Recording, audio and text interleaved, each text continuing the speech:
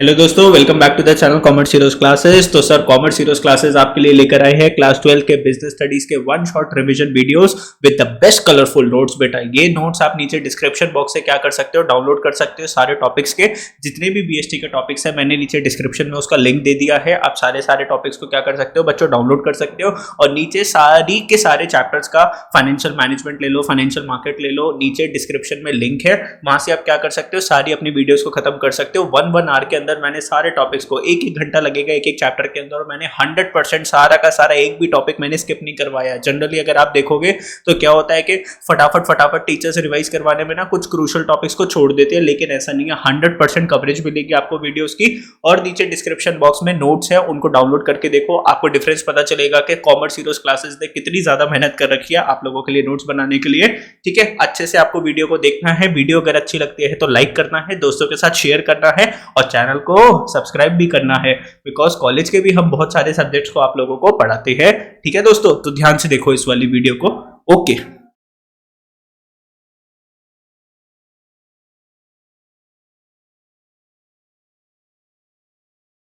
चलो जी स्टार्ट करते हैं।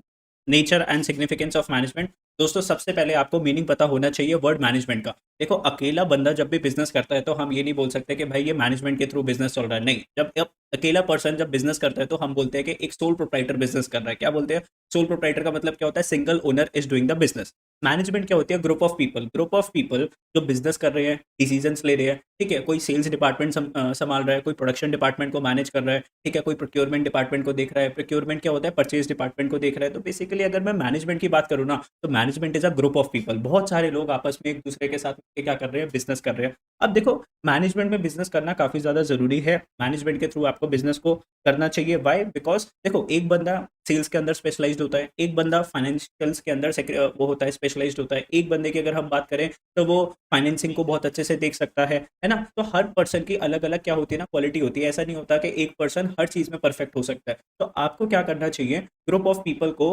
बिजनेस स्टार्ट करना चाहिए, और स्पेशलाइजेशन के हिसाब से आप देख लो कि आपकी क्या स्पेशलाइजेशन है। आप सेल्स में अगर स्पेशलाइज्ड हो तो आप सेल्स डिपार्टमेंट को देखो, आप प्रोडक्शन के अंदर स्पेशलाइज्ड हो तो आप प्रोडक्शन को हैंडल करो। ठीक है, तो अब स्टार्ट करते हैं दोस्तों इन नोट्स के साथ। अब ये जो नोट्स है, ये मैंने बहुत अच्छे नोट्स बना रखे हैं आपके लिए, तो इन नोट्स को मैं आपको प्रोवाइड करवा दूंगा। ठीक है, एक लिंक दे दूंगा जिससे आप इन नोट्स को डाउनलोड कर सकते हो। अब देखो ध्यान से, सबसे पहले डेफिनेशन आएगी मैनेजमेंट के। सर, मैनेजमेंट क्या होता है? तो डेफिनेशन के ऊपर फोकस करो। देखो क्या लिखा है, management is the process of getting things done. जो मैनेजमेंट है ना, मैनेजमेंट, अब देखो कंपनी होती है, कंपनी में मैनेजर्स होते हैं, हर मैनेजर्स के नीचे काफी सारे इंप्लॉइज काम कर रहे होते हैं। तो मैनेजर का क्या काम होता है? मैनेजर का काम होता है वर्कर से काम करवाना, है ना। मैनेजर का क्या वर्क है कि अपने नीचे जो इंप्लॉइज है, जो नीचे इंप्लॉइज होते हैं, उनको क्या बोलते हैं? सबॉर्डिनेट्स। क्या बोलते हैं? सबॉर्डिनेट्स। अगर आप लिख सकते हो तो जो भी स्लाइड्स पे आपको दिख रहा है उसको थोड़ा थोड़ा साथ साथ नोट करते रहना, ताकि थोड़ा सा कंफर्टेबल हो जाओ आप, है ना, पीएचडी के साथ। जितना आप लिखोगे ना इसको, अच्छा लगेगा आपको। तो management is the process of getting things done with the aim of achieving goals effectively and efficiently. तो गोल्स आपको अचीव करवाने हैं इफेक्टिवली एंड एफिशिएंटली। ठीक है, इफेक्टिवली एंड एफिशिएंटली का मतलब क्या होता है, ये आगे डिस्कस करते हैं वीडियो के अंदर। आगे second point, management is essential for all organisation, big और स्मॉल। देखो, चाहे कंपनी छोटी है चाहे कंपनी बड़ी है, लेकिन मैनेजमेंट तो हमें चाहिए ही चाहिए। चाहे प्रॉफिट ओरिएंटेड है, नॉन प्रॉफिट ओरिएंटेड है, सर्विस गिविंग मैनेज सर्विस वाली कंपनी है, और मैन्युफैक्चरिंग मैनेजमेंट है। तो अगर हम बात करें मैन्युफैक्चरिंग कंपनी है, उसमें भी हमें मैनेजमेंट चाहिए। ठीक है, अगर आप टेम्पल में जाते हो तो टेम्पल में भी मैनेजमेंट होती है। स्कूल्स की भी अगर आप बात करो तो स्कूल्स में भी मैनेजमेंट होती है, कि आपका मॉर्निंग में पहले अकाउंटेंसी का पीरियड लगेगा, फिर इकोनॉमिक्स का पीरियड लगेगा, फिर बीएसटी का पीरियड लगेगा, है ना। तो स्कूल में भी क्या चलती है? पूरी मैनेजमेंट चलती है। Okay, yes. हेलो क्षितिज, क्षितिज ने ज्वाइन करा अभी अभी। चलो आगे। Managers take decision as to who will do what, when they will do it, and what responses and resources they will use. तो managers क्या करते हैं ना, decisions लेते हैं who will do what के। आखिरकार बिजनेस के अंदर कौन क्या काम करने वाला है, मतलब हम रिस्पॉन्सिबिलिटीज असाइन करते हैं कि भाई सेल्स को कौन देखेगा, प्रोडक्शन को कौन देखेगा, है ना। who when they will do, काम कब करेंगे, and what resources they will use, answer किस रिसोर्सेज के साथ आपको वर्क करना है। अगर मैं अकाउंट्स टीम की बात करूँ तो अकाउंट टीम किसके साथ वर्क करती है? सर, उनके पास लैपटॉप्स होते हैं, गैजेट्स के थ्रू काम करते हैं। सेल्स डिपार्टमेंट की बात करें तो सर उनको फील्ड जॉब होता है, बाहर निकलते हैं, कस्टमर से डील करते हैं। ठीक है, basic job of the manager is the effective and efficient utilisation of. देखो, मैनेजर का बेसिक जॉब क्या है? Effective and efficient utilisation of physical, financial and human resources. देखो, तीन रिसोर्सेज होते हैं। फिजिकल रिसोर्स बोले तो कंपनी के अंदर जो भी मशीनरीज है वो है फिजिकल रिसोर्स। फाइनेंशियल रिसोर्स बोले तो सर अपना फाइनेंशियल रिसोर्स होता है मनी। ह्यूमन रिसोर्स अपने कंपनी के अंदर जो भी इंप्लॉइज काम कर रहे हैं वो क्या है, हमारे human resources to achieve organisational objectives. तो ऑर्गेनाइजेशनल ऑब्जेक्टिव्स को अचीव करने के लिए हमारी जो मैनेजमेंट है वो किसको यूटिलाइज करती है सर, फिजिकल रिसोर्सेज को, फाइनेंशियल रिसोर्सेज को, एंड अगर हम बात करते हैं किसको, ह्यूमन रिसोर्स को। ठीक है, तो सबसे पहले आप इस स्लाइड के ऊपर मैनेजमेंट की डेफिनेशन के ऊपर फोकस करोगे। Management is the process of getting things done with the aim of achieving goals effectively efficiently. Management हर एक ऑर्गेनाइजेशन के अंदर लगती है, कंपनी चाहे बड़ी है, कंपनी चाहे छोटी है, स्कूल है, कॉलेज है, हॉस्पिटल है, मैनेजमेंट लगेगी लगेगी। मैनेजर डिसीजन लेते हैं कौन क्या काम करेगा, कब काम करेगा, ठीक है, और कौन कौन से रिसोर्सेज के साथ उसको वर्क करना है। एक मैनेजर की जॉब क्या होती है कि सर रिसोर्सेज को इफेक्टिवली एंड एफिशिएंटली यूटिलाइज करना है। अभी मैं मतलब बताऊंगा आपको कि सर इफेक्टिव एंड एफिशिएंट का मतलब क्या होता है। कौन कौन से 3 रिसोर्सेज होते हैं सर, एक फिजिकल रिसोर्स होता है, एक फाइनेंशियल रिसोर्स होता है, एक ह्यूमन रिसोर्स होता है। ठीक है जी, चलो अब बात करते हैं sir what is effectiveness and what is efficiency. इन दो चीजों के ऊपर फोकस करते हैं। ध्यान से देखो क्या लिखा हुआ है इफेक्टिवनेस के ऊपर। It refers to completing the task on time no matter whatever the cost. तो इफेक्टिवनेस का मतलब क्या होता है कि सर हमें एक काम दिया, मैनेजर ने एक काम दिया अपने एक एम्प्लॉय को, सबऑर्डिनेट को। मैनेजर के नीचे जो पर्सन काम करता है उसको हम क्या बोलते हैं, सबऑर्डिनेट। तो मैनेजर ने एक वर्क दिया सबऑर्डिनेट को कि भाई ये तू काम मेरे को करके दे दियो। उस सबऑर्डिनेट ने उस काम को तो करा, ठीक है। It refers to completing the task on time no matter whatever the cost.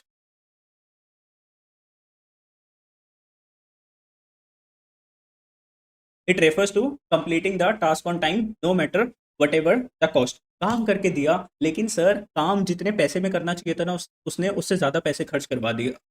ठीक है, to achieve the end results. ठीक है, उसको क्या अचीव करना था, मतलब मैंने उसको काम दिया कि यार तू ये वर्क जो है ना मुझे कंप्लीट करके दे दियो विद इन 2 डेज। ठीक है, कम से कम प्राइजेस के ऊपर काम करके दे दियो। लेकिन उसने क्या करा, जैसे मान लो आपकी स्कूटी खराब हो गई, ठीक है, आप एक मैकेनिक के पास गए। एक मैकेनिक ने बोला भैया मैं इसको ठीक तो कर दूंगा, ठीक है, आज आपको आज शाम को कहीं जाना था, दोस्तों के साथ पार्टी थी, तो आपने उसको बोला भैया आज ठीक करके दे दियो। उसने बोला ठीक है सर मैं आज ठीक करके दे दूंगा। मैकेनिक को बोला उसने बोला मैं आज ठीक करके दे दूंगा, मैं लूंगा 500 रुपये। ठीक है, दूसरे मैकेनिक के पास गए, आपने उससे पूछा कि भैया आप कितने पैसे लोगे, मुझे शाम को स्कूटी चाहिए। उसने बोला मैं ये काम करके दे दूंगा आपको 200 रुपीज पे। अब देखो काम तो दोनों ही करके दे रहे हैं, पहला मैकेनिक भी काम कंप्लीट करके दे रहा है, दूसरा मैकेनिक भी काम कंप्लीट करके दे रहा है। लेकिन दोनों इवनिंग तक आपको काम कंप्लीट करके देंगे। लेकिन पहले वाले मैकेनिक ने आपसे कितने पैसे लिए, 500 रुपये लिए। दूसरे वाले मैकेनिक ने आपसे कितने पैसे मांगे, 200 रुपये मांगे। ठीक है, अब आप किससे अपनी स्कूटी ठीक करवाओगे, ऑब्वियसली सर जो 200 रुपये मांगेगा हम उससे स्कूटी ठीक करवा लेंगे। तो इफेक्टिवनेस क्या है सर, हम सिर्फ अपने काम को कंप्लीट कर रहे हैं, सर वो 500 रुपये में हो, 200 रुपये में। लेकिन एक मैनेजर को कैसा होना चाहिए दोस्तों, एक मैनेजर को कैसा होना चाहिए, मैनेजर ऐसा होना चाहिए कि सर वो काम कंप्लीट करके दे कम से कम पैसों के अंदर। उसको क्या बोलते हैं, देखो काम कंप्लीट तो दोनों में होता है, इफेक्टिवनेस और एफिशिएंसी दोनों में ही काम कंप्लीट होता है। लेकिन कम प्राइजेस में जो कंप्लीट करके देता है उस मैनेजर को हम क्या बोलते हैं कि सर ये मैनेजर क्या है, एफिशिएंट है। अब जैसे मान लो मैं आप लोगों को होमवर्क दिया, दोनों एक बच्चा था एश, एक बच्चा था राम, एक बच्चा था श्याम। राम और शाम दोनों ने होमवर्क करा, लेकिन राम ने वो होमवर्क कर दिया 2 आवर्स के अंदर, शाम ने वो होमवर्क करा 1 आवर के अंदर। तो अगर मैं बोलूँ दोनों ही बच्चे क्या है, इफेक्टिव है। लेकिन एफिशिएंट कौन है, शाम, जिसने वो होमवर्क 1 आवर के अंदर करके दिया। मतलब सेविंग्स होनी चाहिए कहीं ना कहीं। ठीक है, तो उसको क्या बोलते हैं कि उस पर्सन के अंदर इफेक्टिवनेस भी और क्या है, एफिशिएंसी। तो व्हाट इज इफेक्टिवनेस, ध्यान से देखो। Effectiveness it refers to completing the task on time. What is effectiveness, it refers to completing the task on time no matter whatever the cost. Sir हम काम complete करके दे रहे हैं, sir चाहे वो महंगे में काम हो लेकिन हम काम कंप्लीट करके देंगे, कॉस्ट के ऊपर हम फोकस नहीं कर रहे। ठीक है, it to achieve end results doing the right task. तो सही काम कर रहे हो, काम को करके दे रहे हो, लेकिन सर महंगे में हो रहा है सस्ते में हो रहा है उससे आपको फर्क नहीं पड़ता। एफिशिएंसी की अगर हम बात करें कि एक पर्सन कितना एफिशिएंट है, तो it refers to task with minimum cost, completing the task with minimum cost. आप काम कंप्लीट करके दे रहे हो कम से कम प्राइजेस के अंदर। Optimum utilisation of resources, resources की वेस्टेज नहीं कर रहे in the cost efficient manner. इसके अंदर जो पर्सन होता है वो कॉस्ट बेनिफिट एनालिसिस करता है कि सर इस काम को कंप्लीट करने के लिए मेरे को इतना कॉस्ट लग गई और सर इससे मुझे बेनिफिट कितना मिला। Doing the task in the right way. ठीक है, तो सही सेम डायरेक्शन के अंदर, सही डायरेक्शन के अंदर आपको काम करना है। तो इफेक्टिवनेस की बात बोलूँ तो क्या है कि सर आप काम कंप्लीट करके दे रहे हो, लेकिन सर आप कॉस्ट के ऊपर फोकस नहीं कर रहे, सस्ता हो रहा है महंगा हो रहा है। एफिशिएंसी का मतलब क्या है कि सर हम काम तो कंप्लीट करके दे रहे हैं, लेकिन सर कम से कम में। ठीक है, सस्ते से सस्ते में हम काम को कंप्लीट करके दे रहे हैं। Okay, now next slide. चलो दोस्तों बताओ कैसे लग रहे हैं आपको।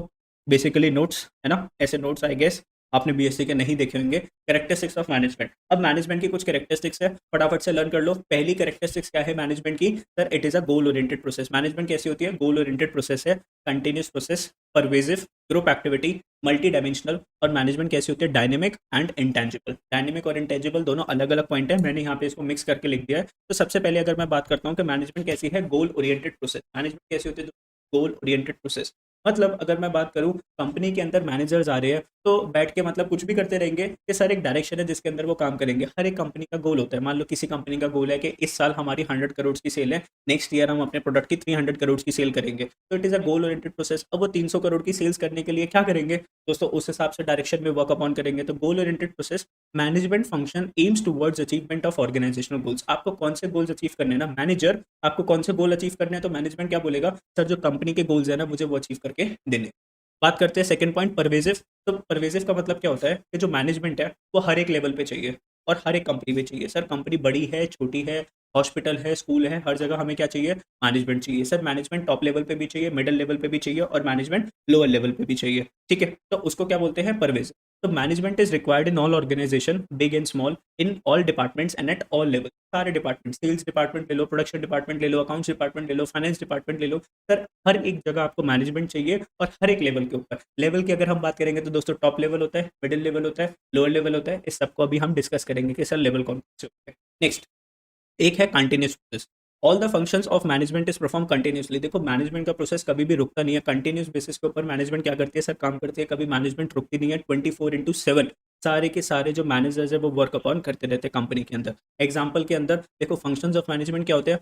POSDC मैंने शॉर्ट फॉर्म लिख रखी है। P का मतलब प्लानिंग, ऑर्गेनाइज, O का मतलब ऑर्गेनाइजिंग, S का मतलब स्टाफिंग, D से डायरेक्टिंग और C से क्या हो जाता है आपका? कंट्रोलिंग। तो planning, organising, staffing, directing, controlling. फटाफट से आपके पास जो भी नोटबुक है इसको नोट डाउन कर लो, थोड़ा थोड़ा साथ साथ मेरे साथ नोट डाउन करते रहो। अगर नोट डाउन करोगे तो अच्छा लगेगा, वरना बीएसटी फिर बोरिंग लगने लग जाएगी और अब आप लोगों के पास टाइम नहीं है। बिल्कुल डू एंड डाई की सिचुएशन है, अभी करो वरना बाद में करना क्या हो जाएगा? एकदम इम्पॉसिबल हो जाएगा, उसको अचीव करना मुश्किल हो जाएगा। तो अगर हम बात करते हैं कंटिन्यूस प्रोसेस, तो all functions of management is performed continuously. For example planning, organising, staffing, directing and controlling. ठीक है, हो सकता है मैं नोट्स के बीच में आ रहा हूँ, लेकिन ये नोट्स को जब मैं आपके साथ शेयर कर दूंगा तो आप इन नोट्स को क्या कर सकते हो? इजीली पढ़ सकते हो। ठीक है, कुछ कुछ हो रहा होगा तो मेरे बैक साइड पे कुछ पॉइंट्स आ रहे होंगे, वो कवर अप हो रहे होंगे, लेकिन कोई बात नहीं, मैं इसको थोड़ा सा एडजस्ट कर देता हूँ। ठीक है, आप लोगों के लिए थोड़ा सा इसको मैनेज कर देता हूँ ताकि आप लोग इसको पढ़ पाओ। फिर बात करते हैं नेक्स्ट, ग्रुप एक्टिविटी। अब देखो मैनेजमेंट एक अकेला पर्सन तो नहीं चला रहा, मैनेजमेंट एक अकेले पर्सन की तो नहीं हो सकती, अकेला पर्सन तो मैनेजमेंट बनता नहीं है। मैनेजमेंट किसको बोलते हैं? Group of people. तो management always refers to a group of people. Management का हमेशा मतलब क्या होता है कि सर मैनेजमेंट मतलब group of people involve in managerial activities. तो सर मैनेजरियल एक्टिविटीज कर रहे हैं एवरी डिपार्टमेंट, हर एक डिपार्टमेंट का अपना रोल होता है। सेल्स डिपार्टमेंट को सेल्स करके देनी है ज़्यादा से ज़्यादा, प्रोडक्शन डिपार्टमेंट को ज़्यादा से ज़्यादा सामान बना के देना है। ठीक है, ठीक, आगे नेक्स्ट पॉइंट। तो it is a group activity. तो हर एक लोग अगर मिलकर अच्छे से काम करेंगे, सारे मैनेजर्स अच्छे से काम करेंगे सारे डिपार्टमेंट के, तो ऑब्वियसली वो कंपनी के ऑर्गेनाइजेशन गोल्स को अचीव कर सकते हैं। बात करते हैं next point, dynamic and intangible. Dynamic and intangible, देखो डायनेमिक का मतलब क्या होता है कि सर चेंजेस आते रहते हैं। देखो बिजनेस के एक्सटर्नल इन्वायरमेंट के अंदर रेगुलर बेसिस के ऊपर चेंजेस आते हैं, कस्टमर के टेस्ट के अंदर चेंज आ जाता है, प्रेफरेंसेस के अंदर चेंज आ जाता है, फैशन के अंदर चेंज आता है, टेक्नोलॉजी के अंदर चेंज आता है। तो सर अगर एक्सटर्नल एनवायरनमेंट में कोई चेंज आ रहा है ना, तो वो चेंज हमें अपने कंपनी के इंटरनल एनवायरनमेंट में भी लेकर आना होता है। ये बात तो आप लोग समझते हो ना? यस। अभी जैसे मान लो कोविड की सिचुएशन है, तो कंपनीज ने कौन सा कल्चर स्टार्ट कर दिया? Sir work from home culture start कर दिया, है ना?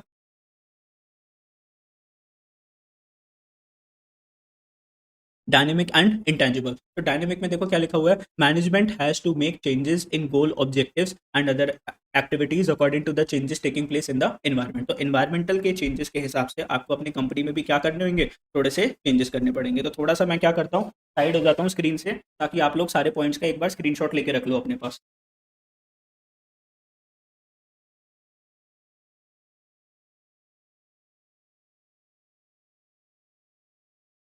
Ton ton ton. अब हम आ जाते हैं कैमरा के सामने फटाफट से। आई होप आपने स्क्रीनशॉट ले लिया होगा, ठीक है। तो this was the time given for taking the screenshot. तो आपने स्क्रीनशॉट ले लिया, कंटिन्यू करते हैं फिर नेक्स्ट पॉइंट के साथ, दैट इज मल्टी डायमेंशनल। तो डायनामिक मैंने आपको समझाया, डायनामिक का मतलब क्या है सर, एक्सटर्नल एनवायरनमेंट के आपके बिजनेस के एनवायरनमेंट में चेंज आएंगे ना, पॉलिटिक्स में चेंज आ जाता है सर, लीगल सर मैं टैक्स के अंदर चेंज आ जाता है, जैसे एकदम से जीएसटी आया, डिमोनेटाइजेशन हुआ सर, करेंसी चेंज होगी, तो इस वजह से बिजनेस में भी इंपैक्ट पड़ता है। और एक्सटर्नल एनवायरनमेंट के हिसाब से अगर आप अपने बिजनेस के इंटरनल एनवायरनमेंट में चेंज नहीं करते ना दोस्तों, आप मार्केट से बाहर निकल जाओगे, ठीक है। आगे बात करते हैं सर इंटैंजिबल। इंटैंजिबल का मतलब क्या होता है sir, anything which can not be seen and touch but can be felt. अगर आपकी मैनेजमेंट अच्छी है तो सर वो पता चलेगा, अगर आपकी कंपनी की सेल्स इंक्रीज होगी, नंबर ऑफ एम्प्लॉइज अगर कंपनी के इंक्रीज होंगे तो सर पता चलेगा कि येस कंपनी के मैनेजमेंट इज गुड, है ना। तो इंटैंजिबल का मतलब क्या है कि इंटैंजिबल मतलब मैनेजमेंट की क्वालिटीज जिसके वजह से कंपनी अपने ऑर्गेनाइजेशनल गोल्स को अचीव कर पा रही है, ठीक है। ओके सर, डन, बोलो आया समझ में, बहुत ही बढ़िया। चलो दोस्तों के साथ शेयर कर दो, फटाफट से बोल दो उनको भी कि वो भी आके देख ले फटाफट से, ताकि बीएसटी उनकी रिवाइज हो जाए। बात करते हैं next point, that is multi dimensional. देखो नेक्स्ट पॉइंट क्या है, मल्टी डायमेंशनल। नोट्स के ऊपर फोकस करो, हो सकता है वो आपके साइड में आ रहा हो, तो मल्टी डायमेंशनल के ऊपर फोकस करो, या फिर मैं थोड़ा सा अपनी चेयर को साइड कर देता हूँ। देखो यहाँ पर आ रहा होगा आपके पास multi dimensional point. Multi dimensional में क्या होता है, management of work, management of people and management of operation. अब ये मैं आपको डिटेल में पढ़ा देता हूँ अपनी बुक्स, ठीक है। चलो आ जाओ मेरे साथ, फिर बुक ओपन कर लेते हैं, नोट्स के थ्रू मैं आपको पढ़ा देता हूँ। देखो management of work, management of people and management of operations, वो हम पढ़ लेते हैं नोट्स के थ्रू फटाफट से। देखो क्या लिखा हुआ है सर, मैनेजमेंट ऑफ वर्क के अंदर, मैनेजमेंट ऑफ पीपल के अंदर, देखो क्या लिखा हुआ है फटाफट से। Management of work, all organisations are set up to perform some task और गोल। भाई मैनेजमेंट ऑफ वर्क, यार मैनेजमेंट बनी है तो कुछ ना कुछ तो काम होगा ना, ऐसा थोड़ी ना कि कंपनी को बस हमने ओपन कर दिया और हमारे पास कुछ काम नहीं है सर, वेला कर दी मचा रहे कंपनी के अंदर, ऐसा तो नहीं है ना। Management activities aimed at achieving goals और टास्क टू बी अकम्प्लिश, तो कुछ ना कुछ क्या है, गोल्स है जो कंपनी के मैनेजर्स को अचीव करना है।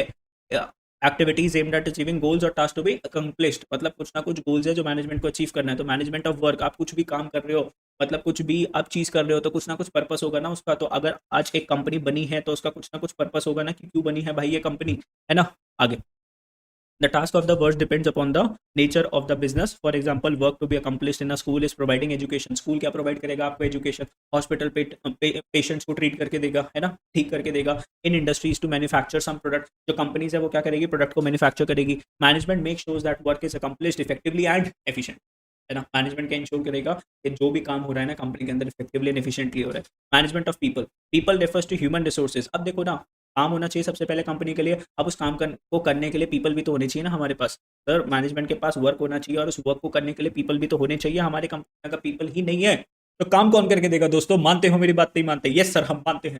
People refers to human resources and human resources are the most important assets of the organisation. Sir अगर एक कंपनी के एम्प्लॉइज ही बेकार है, बिल्कुल काम ही नहीं करना चाहते सर, पूरे दिन से फ्री की चाय कॉफी पीते हैं, वॉशरूम जाते रहते हैं, तो उस कंपनी का कभी भला हो सकता है क्या सर, कभी भला नहीं हो सकता। Management has to get task accomplish through people by making their strength effective and their weaknesses irrelevant. Company को क्या करना पड़ेगा, एम्प्लॉइज की जो वीकनेसेस है उनको खत्म करना पड़ेगा, और जो एम्प्लॉइज की जो स्ट्रेंथ है उनको पहचान के उनको उस तरीके का काम देना पड़ेगा कि वो एम्प्लॉय कंपनी को कुछ अच्छा दे पाए, है ना। तो उसकी जो भी वीकनेसेस है ना, अब देखो मान लो एक एम्प्लॉय की वीकनेस है कि वो सेल्स नहीं कर सकता, तो तुम उसको सेल्स डिपार्टमेंट पकड़ाओगे क्या, नहीं सर। अगर हम बात करें एम्प्लॉय के अंदर एक स्ट्रेंथ है कि भाई ये लंबे समय तक लैपटॉप के आगे बैठ सकता है, तो अकाउंट्स डिपार्टमेंट में डालो, अगर उसने कॉमर्स फील्ड से 11th-12th कर रखी है तो, है ना। People, managing people has two dimension. देखो पीपल को मैनेज करने के लिए दो डायमेंशन है, taking care of employees individual needs, उसका ख्याल रखो ना, उसकी कुछ इंडिविजुअल नीड्स है उसको मैनेजमेंट को क्या करना पड़ेगा, पूरा करके देना पड़ेगा। Taking care of group of people, and उस ग्रुप ऑफ पीपल का आपको you have to take care of the people.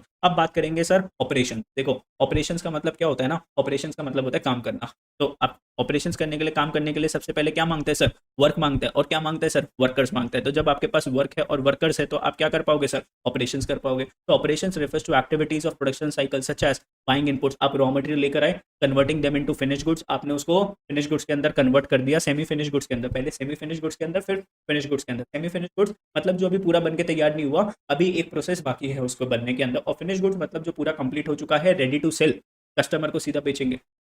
चलो, management of operation concentrates on mixing management of work with management of people, that is deciding what work has to be done, क्या काम करना है, how it has to be done and who will do it.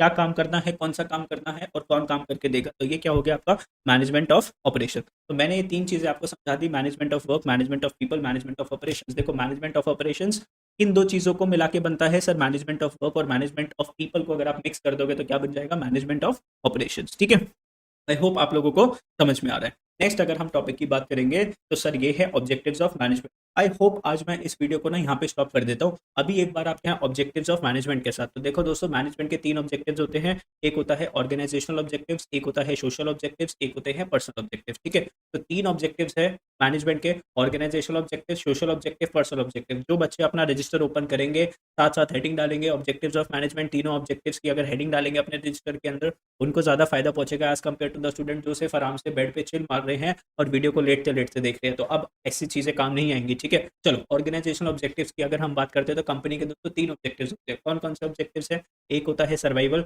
एक होता है profit और एक होता है ग्रोथ। ठीक है, अगर हम बात करते हैं सबसे पहले ऑब्जेक्टिव की, दैट इज सर्वाइवल। तो सर्वाइवल क्या बोलते हैं, देखो हर एक कंपनी को भाई सर्वाइव करना है ना, आपने कंपनी को स्टार्ट करा है बंद करने के लिए कि मार्केट में कॉम्पिटिटर से लड़ने के लिए, और लंबे समय तक सर 20 साल तक 30 साल तक कल को हमारे बच्चे हो जाए और आगे की जनरेशन है वो इस बिजनेस को कैरी ऑन कर रहे हैं, है ना। बिजनेस को हमें सबसे पहले क्या करना होता है, सर्वाइव करना होता है। फिर बिजनेस शुरू में तो ऐसे है नहीं ना, आपने बिजनेस को स्टार्ट करा और स्टार्ट करते के साथ ही प्रॉफिट आ जाएगा। पहले उस बिजनेस को क्या करने दो, इतने टफ इन्वायरमेंट के अंदर सर्वाइव करने दो। फिर उसके बाद बिजनेस में क्या मिलेगी, आपको ग्रोथ मिलेगी। जब आप प्रॉफिट होगा तो आपके पास पैसे आएंगे, आप नए बिजनेसेस को स्टार्ट कर सकते हो या फिर एग्जिस्टिंग बिजनेस को एक्सपैंड कर सकते हो। अभी अगर आपके पास एक मशीन है तो आप फिर 2 मशीन, 5 मशीन, 10 मशीन कर सकते हो। फिर उससे आपके बिजनेस में क्या मिलती है, आपको ग्रोथ मिलती है। तो पहले सर्वाइवल के ऊपर फोकस करो, फिर प्रॉफिट के ऊपर फोकस करो। प्रॉफिट होगा तभी तो ग्रोथ होगी ना, अगर प्रॉफिट नहीं होगा, लॉस होगा तो दुकान बंद हो जाएगी। प्रॉफिट होगा तो ग्रोथ होगी। तो सबसे पहले बात करते हैं सर्वाइवल की। देखो basic purpose of every organisation is to survive. ठीक है, बेसिक पर्पस है क्या, कि भाई हमें सर्वाइव करना है and exist in the competitive market for a long period of time and it is possible only when it is able to cover its cost. भाई सबसे पहले अगर आपको मार्केट में सर्वाइव होना है ना, तो क्या होना चाहिए कि सर कॉस्ट को कवर करना है। यहाँ पे किसको कवर करना है, कॉस्ट को कवर करना है। जो हमारी कम से कम घर से जो पैसे जो लग रहा है ना वो वापस आ जाए। मैंने एक शॉप ओपन करी, मैंने उसमें 100 रुपीज़ इन्वेस्ट करे, तो अगर मुझे 100 रुपीज़ मिलते रहेंगे ना तो मैं उस शॉप को भी थोड़े टाइम के लिए चलाता रहूँ। तो हमें अपनी कॉस्ट को कवर करना है। उस शॉप को चलाने की कॉस्ट क्या थी, 100 रुपीज़। तो 100 रुपीज़ जब तक मुझे मिलते रहेंगे तो उसको क्या बोलते हैं कि सर मेरा बिजनेस सर्वाइव कर रहा है। बात करते हैं ग्रोथ की। सर मैंने लगाए थे 100 रुपये, लेकिन मैंने कमाए 120 रुपये, तो 20 रुपये का क्या आया, प्रॉफिट आया। प्रॉफिट हमें क्या देता है सर, मोटिवेशन देता है। ठीक है, तो profit is essential for survival, growth and expansion of the business. तो बिजनेस को ग्रो करना है, एक्सपैंड करना है, तो हमें क्या चाहिए, प्रॉफिट चाहिए।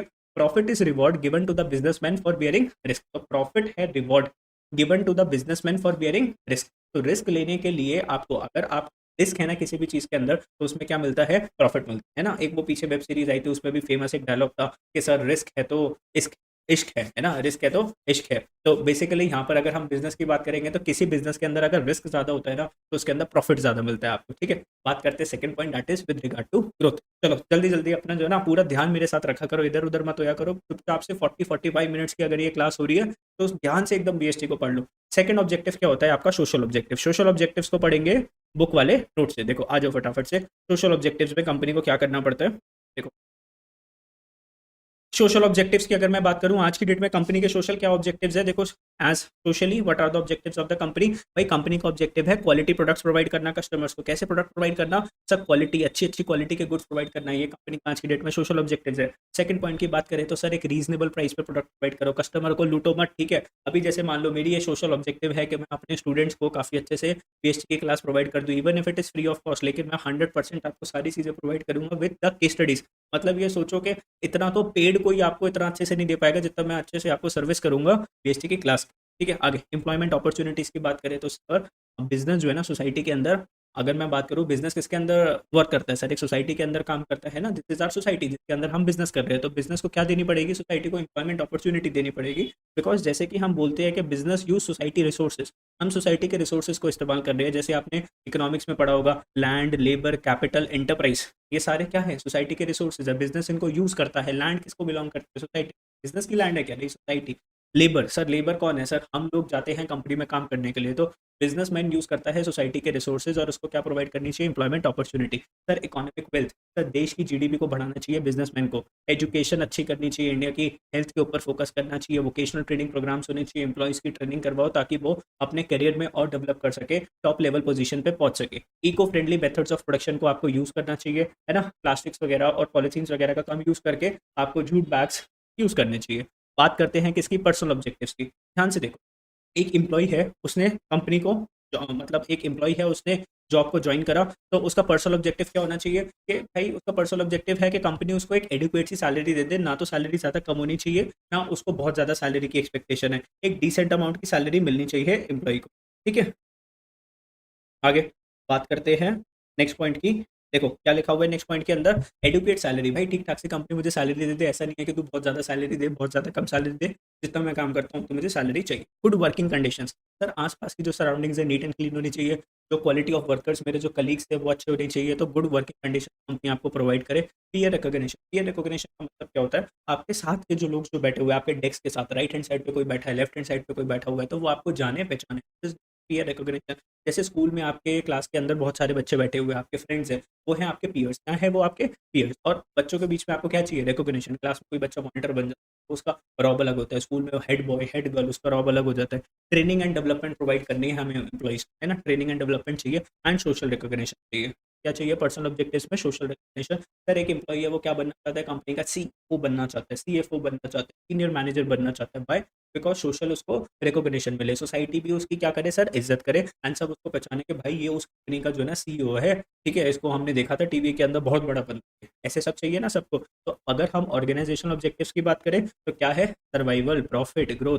सोशल ऑब्जेक्टिव्स में सर क्वालिटी प्रोडक्ट्स दे कंपनी हमें रीजनेबल प्राइस के ऊपर, एम्प्लॉयमेंट अपॉर्चुनिटी प्रोवाइड करे, इकोनॉमिक वेल्थ। भाई ये पॉइंट्स इतने ज़्यादा ज़रूरी है, इनको लर्न कर लेना थोड़ा, ऐसा नहीं है सिर्फ सर ने पढ़ा दिया और स्किप कर दिया। इनके बेसिस के ऊपर केस स्टडीज जाएगी, और केस स्टडीज में फिर समझ में नहीं आता सर ये ऑर्गेनाइजेशनल ऑब्जेक्टिव है, सोशल ऑब्जेक्टिव है कि पर्सनल ऑब्जेक्टिव। पर्सनल में अपनी सोचो कि सर कंपनी मुझे अच्छी सैलरी दे, मेरा अच्छा वर्क कंडीशन होना चाहिए, आसपास वाले लोग मुझे पहचाने, कंपनी मेरी ट्रेनिंग एंड डेवलपमेंट करे। जैसे कि बोलते हैं ना कंपनी में कि उसको तो भाई यूएसए भेज दिया ट्रेनिंग के लिए, उसको तो बैंगलोर भेज दिया ट्रेनिंग के लिए, अब जब वो आएगा तो उसकी सैलरी बढ़ जाएगी, इसको बोलते हैं ट्रेनिंग एंड डेवलपमेंट। हर एक एम्प्लॉय चाहता है कि कंपनी उसको ट्रेन करे ताकि उसकी सैलरी और अच्छी इंक्रीज हो सके, उसकी प्रमोशन हो सके काम के अंदर। सोशल रिकॉग्निशन की बात करें तो भाई आप जिस सोसाइटी में बैठते हो उठते हो, वहाँ पर आपकी क्या हो, सारे जने आपको जाने पहचाने। ठीक है सर, यस समझ में आना चाहिए आपको। आगे चलते देखो, अब सोशल ऑब्जेक्टिव्स को यहाँ पे थोड़ा सा डिटेल में ही समझा दिया। देखो सोशल ऑब्जेक्टिव्स पे, deal with the commitment of the organisation towards the society. Sir आप बिजनेस ऑपरेट कर रहे हो तो आपकी कुछ कमिटमेंट है जो आप सोसाइटी को करके दोगे। बिजनेस ऑर्गेनाइजेशन ज़्यादा पार्ट ऑफ द सोसाइटी है ना, बिजनेसमैन कोई भी पार्ट होता है सोसाइटी का, तो उसको सोसाइटी के लिए कुछ अच्छा करना पड़ेगा। जैसे मैं पार्ट हूँ सोसाइटी का, तो मैं बच्चों की सोसाइटी के लिए कुछ अच्छा करके दे रहा हूँ।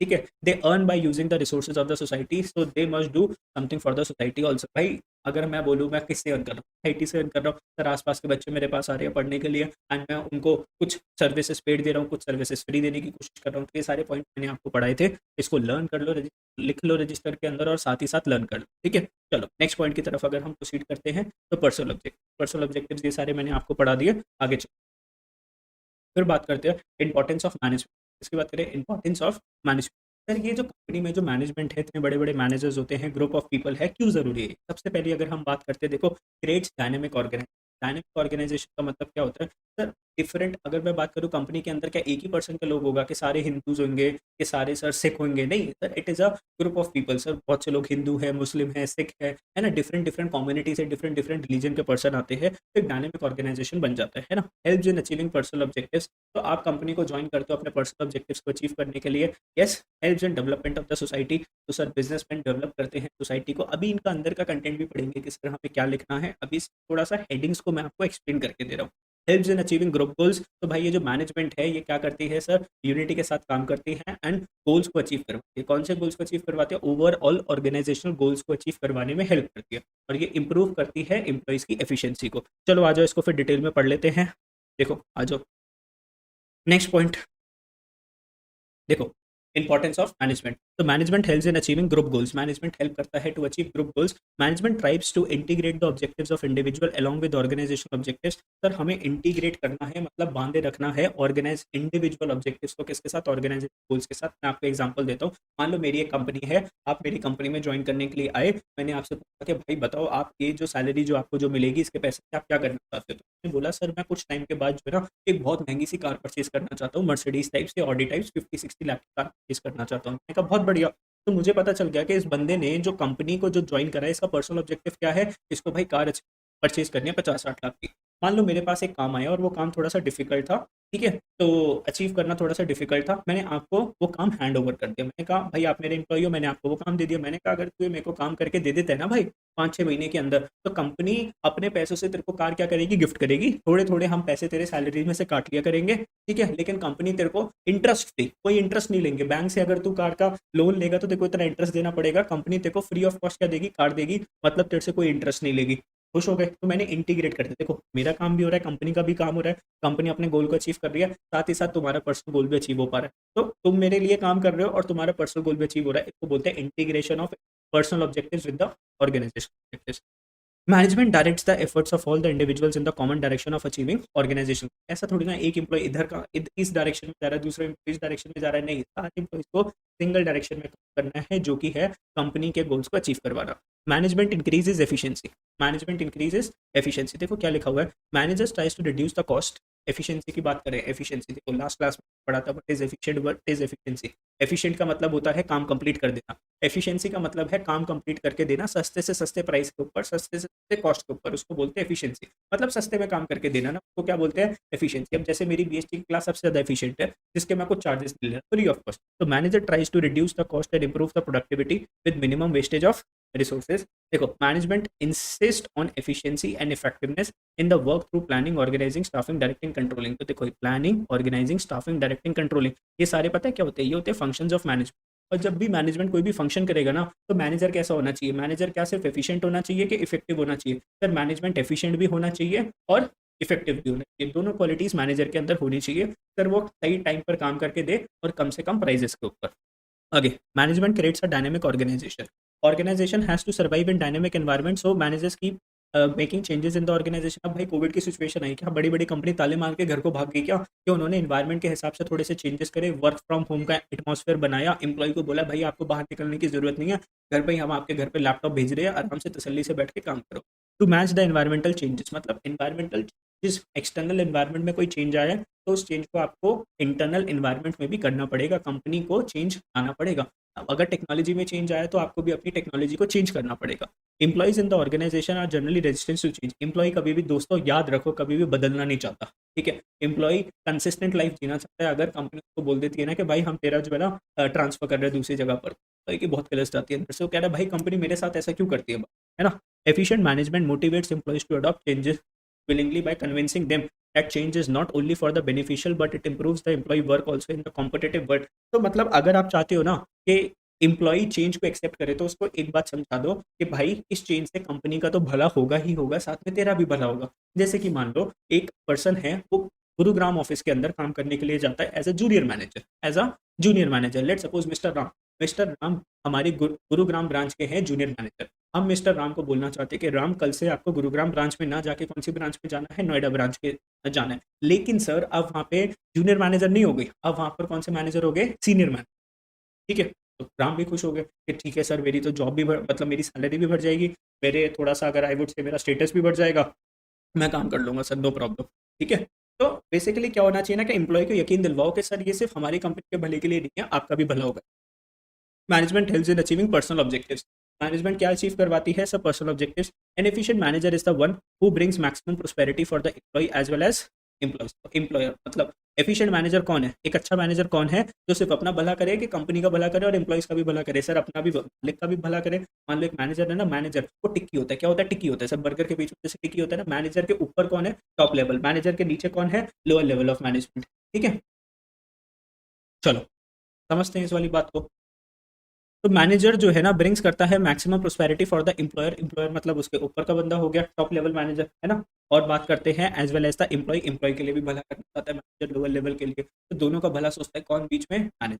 Manager leads the people in such a manner that along with organizational goals individual goal of the employee is also achieved, है ना। Managers lead the people in such a manner that along with organizational goal, manager कुछ इस हिसाब से company को लेकर जाता है ना कि कंपनी भी खुश होते हैं, एम्प्लॉय भी खुश होते हैं, उसको बोलते हैं कि सर हमारी कंपनी का मैनेजर बहुत अच्छा मैनेजर है, जो कंपनी के गोल्स के साथ साथ एम्प्लॉयज के इंडिविजुअल और पर्सनल गोल्स का भी क्या रखता है, ख्याल रखता है, ठीक है। As organizational goals and individual goals are in one direction only, individual wants to earn more and organization wants maximum production। देखो इंडिविजुअल ज्यादा से ज्यादा सैलरी कमाना चाहता है, कंपनी ज्यादा से ज्यादा क्या करना चाहती है, सब प्रोडक्शन करना चाहती है। Employees can earn more by buying more, है ना, employees can earn more by producing more, buying नहीं प्रोड्यूसिंग मोर। मतलब एम्प्लॉइज ज़्यादा कमाएंगे जब वो ज़्यादा प्रोडक्शन करेंगे, सीधी सी बात है ना। तुम ज़्यादा काम करके तो कंपनी तुम्हें एक्स्ट्रा बोनसेस देगी, तुम्हारी सैलरी को बढ़ा देगी। This this will fulfil the objective of both the. तो ध्यान से देखो last, management helps in development of the society. Management किसकी डेवलपमेंट में हेल्प करता है सर? सोसाइटी की डेवलपमेंट करता है। Efficient manager has multiple objectives. They give due importance to social obligations towards different groups of the people such as, देखो manager को किसके ऊपर फोकस करना चाहिए? अपने नीचे काम करने वाले एम्प्लॉइज का, कस्टमर्स का ख्याल रखना चाहिए सर, जिससे रॉ मटेरियल आ रहा है, सप्लायर्स, उनका भी ख्याल रखना चाहिए। किसको? Manager. It insist on providing quality goods, sir अच्छे गुड्स प्रोवाइड करो ना, अच्छी सैलरी दो और एम्प्लॉयमेंट अपॉर्चुनिटीज दो ना आसपास के लोगों को। By increasing production, manager also contributes to increase in the GDP and leads to the growth of the nation. तो अगर आपकी कंपनी ग्रो करती है, अगर आपकी कंपनी ज़्यादा पैसे कमाती है, तो अल्टीमेटली इंडिया ज़्यादा पैसे कमाएगा, इंडिया ज़्यादा पैसे कमाएगा तो इंडिया की जीडीपी बढ़ेगी, है ना? बढ़ेगी नहीं बढ़ेगी? यस। चलो, तो कैसा लगा ये वाला कॉन्सेप्ट? हमने कॉन्सेप्ट कंप्लीट करा, इंपॉर्टेंस ऑफ मैनेजमेंट। चलो ठीक है, जो मेरे साथ साथ पढ़ रहे हैं, जो मेरे साथ साथ थोड़ा थोड़ा लिखते जा रहे हैं ना, उनको बहुत ज़्यादा बेनिफिट होने वाला है। और जो अभी भी यहाँ पर हाईवुड से काम चोरी कर रहे हैं और नहीं पढ़ रहे, तो उनको दिक्कत होने वाली है। यकीन मान लेना मेरी बात को, काम चोरी नहीं करनी बिल्कुल भी। अपना रजिस्टर ओपन करना है, जितना ज़्यादा से ज़्यादा वीडियो के साथ लिख सकते हो लिखने की कोशिश कर लो। बीएसटी कोई छोटी चीज़ नहीं है, शायद बहुत बड़ी चीज़ है जो आपको अचीव करनी। केस स्टडीज के क्वेश्चन करोगे ना, कुछ नहीं समझ में आने वाला। चलो, अब सर थोड़ी सी लड़ाई है कि सर हमारी जो मैनेजमेंट है, क्या वो साइंस होती है या नहीं होती? मैनेजमेंट एज अ साइंस, क्या हम ये जो पढ़ाई जो कर रहे हैं, क्या ये साइंस के लेवल के बराबर है या नहीं है? चलो सर देख लेते हैं। सबसे पहले देखो, अगर साइंस में क्या लिखा हुआ है कि साइंस होती है सिस्टमैटिक बॉडी ऑफ नॉलेज। मतलब ये बोलना चाहती है कि सर साइंस की जो है ना, बहुत सारे सर एक्सपेरिमेंट्स हो रखे हैं, साइंस की तो बहुत सारी बुक्स है। तो क्या हमारे मैनेजमेंट की बुक्स नहीं होती? हम लोग अगर एमबीए वगैरह करते हैं तो बुक्स नहीं पढ़नी पड़ती क्या? अभी आपकी इतनी मोटी बुक नहीं है जिसके अंदर आप इतनी सारी हेडिंग्स लर्न कर रहे हो? किस चीज़ के लिए? कल को आप लोग भी क्या बनना चाहते हो? किसी कंपनी के अच्छे मैनेजर बनना चाहते हो? क्या लिखा हुआ है? Systematic body of knowledge. Like science and management also, there is availability of systematic and organized study material. भाई साइंस की तरह क्या हमारे बिजनेस स्टडीज के अंदर, क्या हमारे कॉमर्स के अंदर बुक्स नहीं है? क्या स्टडी मटेरियल नहीं है? क्या है? तो this feature of science is present in management. तो अगर आप बोलना चाहते हो कि साइंस के अंदर बुक्स है, तो हम ये बोलेंगे कि हमारी जो कॉमर्स के अंदर भी बुक्स है, तो ये जो फीचर है सिस्टमैटिक बॉडी ऑफ नॉलेज, ये हमारे मैनेजमेंट के अंदर भी। आगे, principles are based on experimentation. मतलब ये बोलना चाहते हैं सर, साइंस का जो भी प्रिंसिपल होता है ना, उसके पीछे कोई ना कोई एक्सपेरिमेंट होता है जिसके पीछे प्रिंसिपल बनता है। तो साइंस के प्रिंसिपल बेस्ड है किसी एक्सपेरिमेंट के ऊपर। जैसे हमने न्यूटन की बात करी, तो न्यूटन ने एप्पल ऊपर उछाया तो वो नीचे आया। तो एप्पल ऊपर उछाल के नीचे क्यों जाता है, ऊपर क्यों नहीं चला जाता? Because of earth gravitational pull. मतलब वो बोलना चाहते हैं सर, हर एक साइंस के पीछे कुछ ना कुछ लॉजिक है। तो क्या हमारे, अगर हम बात करें कि sir principles are based on experimentation, अब हमारे इसकी बात करते हैं हम मैनेजमेंट। देखो क्या लिखा हुआ है, scientific principles are developed through observations experimentation, है ना? साइंस के प्रिंसिपल्स हैं एक्सपेरिमेंट से। The management principles are also developed through observation experiments, but since management deals with human beings, दोस्तों मैनेजमेंट किसके साथ डील करते हैं? ह्यूमन बीइंग्स के साथ। Being and human behaviour can not be accurately predicted. अगर हम बात करें, अगर मैं 10 बार अगर हवा में सेब उछालूंगा, तो क्या वो 10 टाइम्स नीचे आएगा? नहीं आएगा। अर्थ पे गिरेगा? नहीं गिरेगा। कि सर आप बोलना चाहते हो कि सर एक बार तो वो हवा में ही उड़ता रह जाए? नहीं ना, 10 के 10 टाइम्स वो क्या होएगा? अर्थ पे आके गिरेगा? नहीं गिरेगा, है ना? जमीन पे आके गिरेगा ना, जब भी मैं सेल को हवा में उछालूंगा। तो अब यहाँ पे बात करते हैं सर इसकी, मैनेजमेंट की। भाई मैनेजमेंट है, तुम मैनेजर हो, तुम किसको संभालते हो? अपने नीचे काम कर ले एम्प्लॉइज को संभालते हो। अब सर कभी कभार उस एम्प्लॉय के ऊपर वो प्रिंसिपल काम करता है, कभी कभार वो प्रिंसिपल काम नहीं करता, because you are dealing with humans and human behaviours क्या होता है सर, बार बार चेंज होता रहता है। लेकिन क्या अर्थ की ग्रेविटी बार बार चेंज होती रहेगी क्या? भाई सेब तो हमेशा ही आके नीचे गिरेगा ना। ठीक है, मान लो मैंने आपको एक प्रिंसिपल सिखाया कि भाई इस प्रिंसिपल से जो है ना हर एक पर्सन मोटिवेटेड हो जाएगा।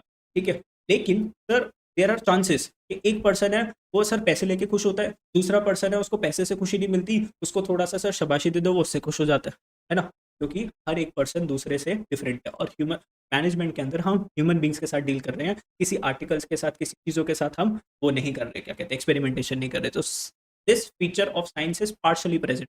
ये जो फीचर ऑफ साइंस है ना, ये पार्शली प्रेजेंट है किसके अंदर? मैनेजमेंट के ऊपर। मैनेजमेंट एक्सपेरिमेंटेशन से तो नहीं बनी, एक्सपीरियंसेस से बनी है। ठीक है, यूनिवर्सल वैलिडिटी, यूनिवर्सल वैलिडिटी की हम बात करते हैं। देखो क्या लिखा, management principles are not exact like scientific principles. जैसे हम यूएसए की बात करें, रशिया की बात करें, इंडिया की बात करें, जहाँ पे भी आप एप्पल को आई स्काई की तरफ अगर फेंकोगे तो वो अर्थ की तरफ तो आके गिरेगा ही गिरेगा ना, because of earth gravitational pull. ऐसे ही सर क्या आप बोलना चाहते हो कि जो इंडिया के अंदर मैनेजमेंट में जो प्रिंसिपल्स लगते हैं वो यूएसए में भी लगेंगे? नहीं लगेंगे, ऑब्वियसली सर लगेंगे, लेकिन उसके अंदर थोड़ा सा वेरी हो सकता है because of their tradition and because of their customs, है ना? थोड़ा सा चेंज हो सकता है, लेकिन management principles are not exact like scientific principle, so their application and use is not universal. थोड़े से चेंजेस आ सकते हैं, हो सकता है उनका ट्रेडिशन अलग है, हमारा ट्रेडिशन अलग है। ठीक है, हो सकता है सुबह सुबह जब हम अपने ऑफिस में जाते हैं तो हम कुछ वर्ड यूज़ करते हैं, मान लो नमस्ते यूज़ करते हैं, वो लोग good morning, good evening, good afternoon use करते हैं, जैसे वर्ड्स को यूज़ करते हैं। ठीक है, चलो, आवाज़ आ रही होगी आपको मेरी, है ना? चाहे वीडियो आ रही हो, ना आ रही हो, आवाज़ तो आ रही होगी। कंटिन्यू करते हैं नेक्स्ट पॉइंट की तरफ, यूनिवर्सल वैलिडिटी। यूनिवर्सल वैलिडिटी में क्या लिखा हुआ है? फटाफट से देखते हैं और इस वाले पॉइंट को खत्म करते हैं। यूनिवर्सल वैलिडिटी में लिखा हुआ है, management principles are not exact like scientific principle, so their application and use is not universal. चलो जी, कंटिन्यू करते हैं फिर यूनिवर्सल वैलिडिटी। यूनिवर्सल वैलिडिटी में क्या लिखा हुआ है? Management principles are not exact like scientific principles, so their applications and use is not universal. भाई वहाँ पे जो है as it is 100% principle India के काम नहीं करते, बिकॉज उनके ट्रेडिशन के अंदर थोड़ा डिफरेंस है, उनके वर्क कल्चर के अंदर थोड़ा सा डिफरेंस है, लाइफ स्टाइल के अंदर थोड़ा सा डिफरेंस है। So this feature of science is not present in management. तो देखो, सिस्टमैटिक बॉडी ऑफ नॉलेज की अगर हम बात करेंगे तो जो मैनेजमेंट के अंदर है वो साइंस के अंदर भी। प्रिंसिपल्स बेस्ड ऑन एक्सपेरिमेंटेशन की बात करेंगे तो जो, अगर हम बोलेंगे this feature is partially present, ठीक है, 100% एप्लीकेबल नहीं है मैनेजमेंट के प्रिंसिपल्स, बिकॉज सर हम ह्यूमन बींग्स के साथ डील कर रहे हैं। ठीक है, कभी कभार वो प्रिंसिपल किसी ह्यूमन बींग पे काम आ जाता है, कभी किसी ह्यूमन बींग के ऊपर नहीं लगता। यूनिवर्सल वैलिडिटी की अगर हम बात करेंगे, this feature of science is not present in the management. चलो नेक्स्ट पॉइंट की तरफ मूव करते हैं, and that is that that is point का क्या नाम है? Management as a profession. बहुत इंपॉर्टेंट है, ध्यान से पढ़ना इसको। Management as a profession, sir जैसे टीचर का प्रोफेशन है, डॉक्टर का प्रोफेशन, लॉयर का प्रोफेशन है, चार्टर्ड अकाउंटेंट का प्रोफेशन है सर। तो जैसे डॉक्टर होते हैं, पायलट एक प्रोफेशन, तो क्या सर हमारी ये जो मैनेजमेंट है ये भी एक प्रोफेशन है कि नहीं? कि सर आप इसको प्रोफेशन मानते हो, नहीं मानते? क्यों नहीं sir, this is also a profession. ठीक है,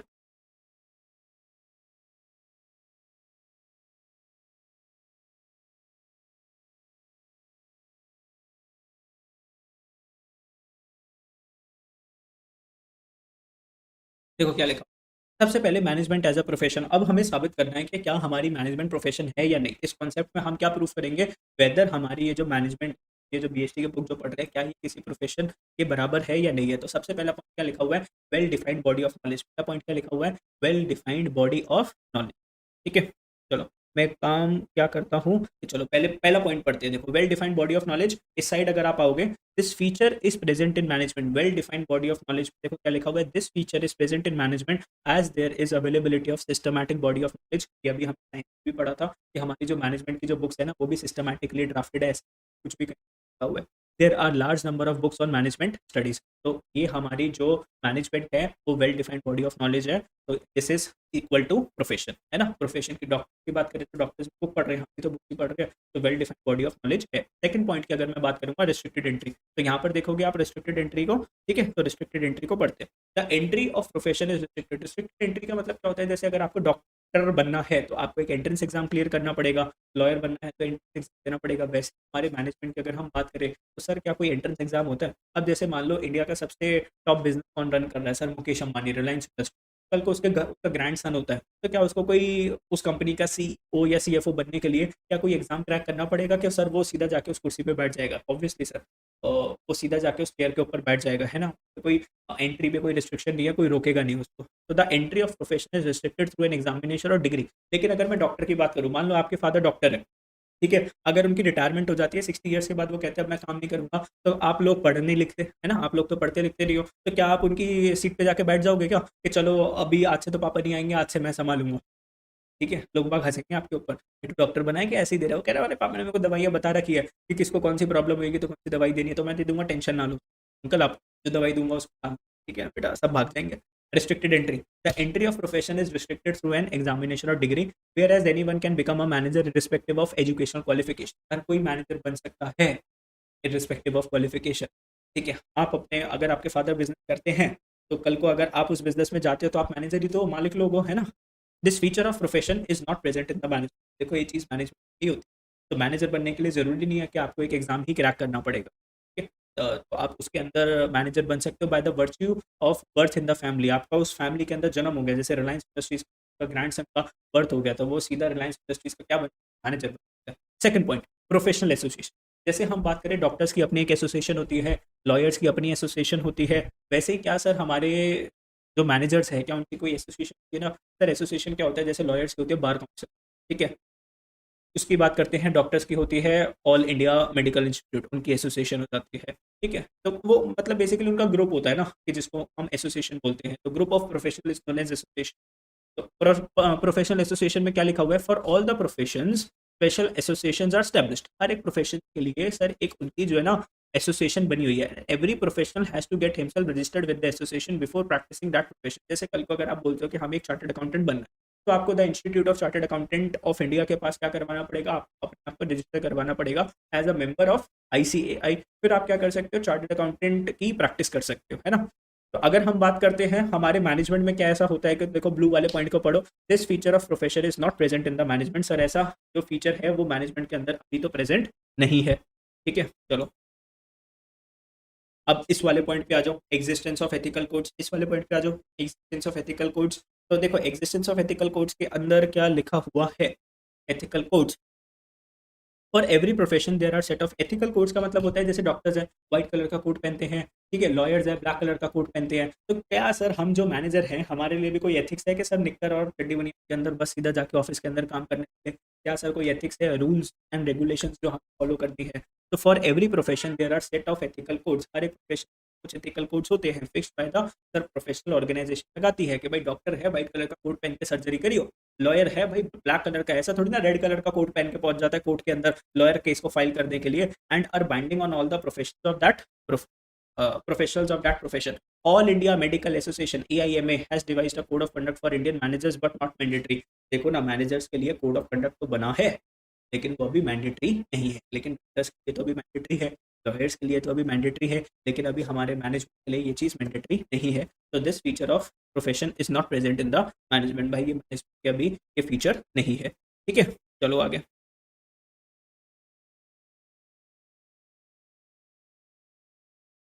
चलो अब इस वाले पॉइंट के ऊपर फोकस करो, सर्विस मोटिव। और यहाँ पे आपको दिख रहा होगा सर्विस मोटिव। आ जाओ यहाँ पे पढ़ते हैं फटाफट से सर्विस मोटिव के अंदर क्या लिखा होगा। The basic motive of every profession, the basic motive of every, इस साइड वाले पे focus. The basic motive of every profession is to serve the client. हमें अपने क्लाइंट्स को क्या करना है, सर्व करना है। Whereas basic purpose of every management is achievement of management goals to survive in market for a long period of time. Businessmen must give due importance to social objectives along with economic objective. This feature of managed profession is present. अगर हम बात करें जो profession वो क्या चाहता है कि मैं, एक लॉयर है, लॉयर वो क्या चाहता है कि मैं अपने क्लाइंट को केस जीताऊँ। डॉक्टर क्या चाहता है कि मैं सर्जरी करके अपने पेशेंट को दोबारा से एक नया जीवन दे सकूँ। तो the basic motive of every profession to serve the clients. हम अपने क्लाइंट्स को क्या करना चाहते हैं सर, अच्छे से सर्व करना चाहते हैं सर, उनके साथ हम फ्रॉड नहीं करना चाहते, अच्छे से अगर हम पैसे की अच्छी सर्विस देंगे। Where basic purpose of every management, management अपने गोल्स को अचीव करना चाहती है, प्रॉफिट्स कमाना चाहती है, लेकिन आज की डेट में हम बात करें तो सोशल ऑब्जेक्टिव्स भी है, सोशल ऑब्जेक्टिव्स भी आपको फुलफिल करने हैं, एम्प्लॉइज के पर्सनल ऑब्जेक्टिव्स भी आपको फुलफिल करवाने हैं। तो this feature of profession is not present. तो ये जो प्रोफेशन का जो फीचर है वो हमारे किसके अंदर नहीं है, हमारी मैनेजमेंट के अंदर।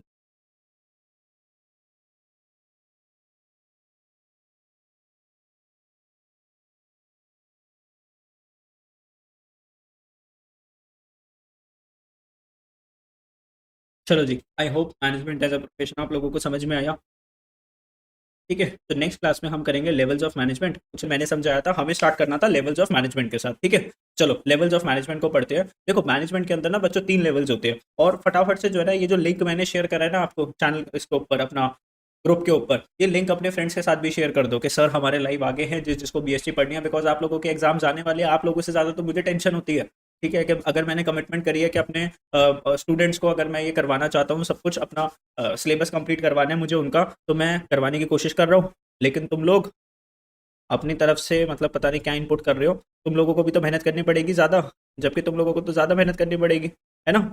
चलो मैं तो अपनी कमिटमेंट पे स्टैंड करूंगा, जितना हो सकता है उतना आपको पढ़ाने की कोशिश करूंगा, जितने ज़्यादा हमारे कॉन्सेप्ट हो जाए।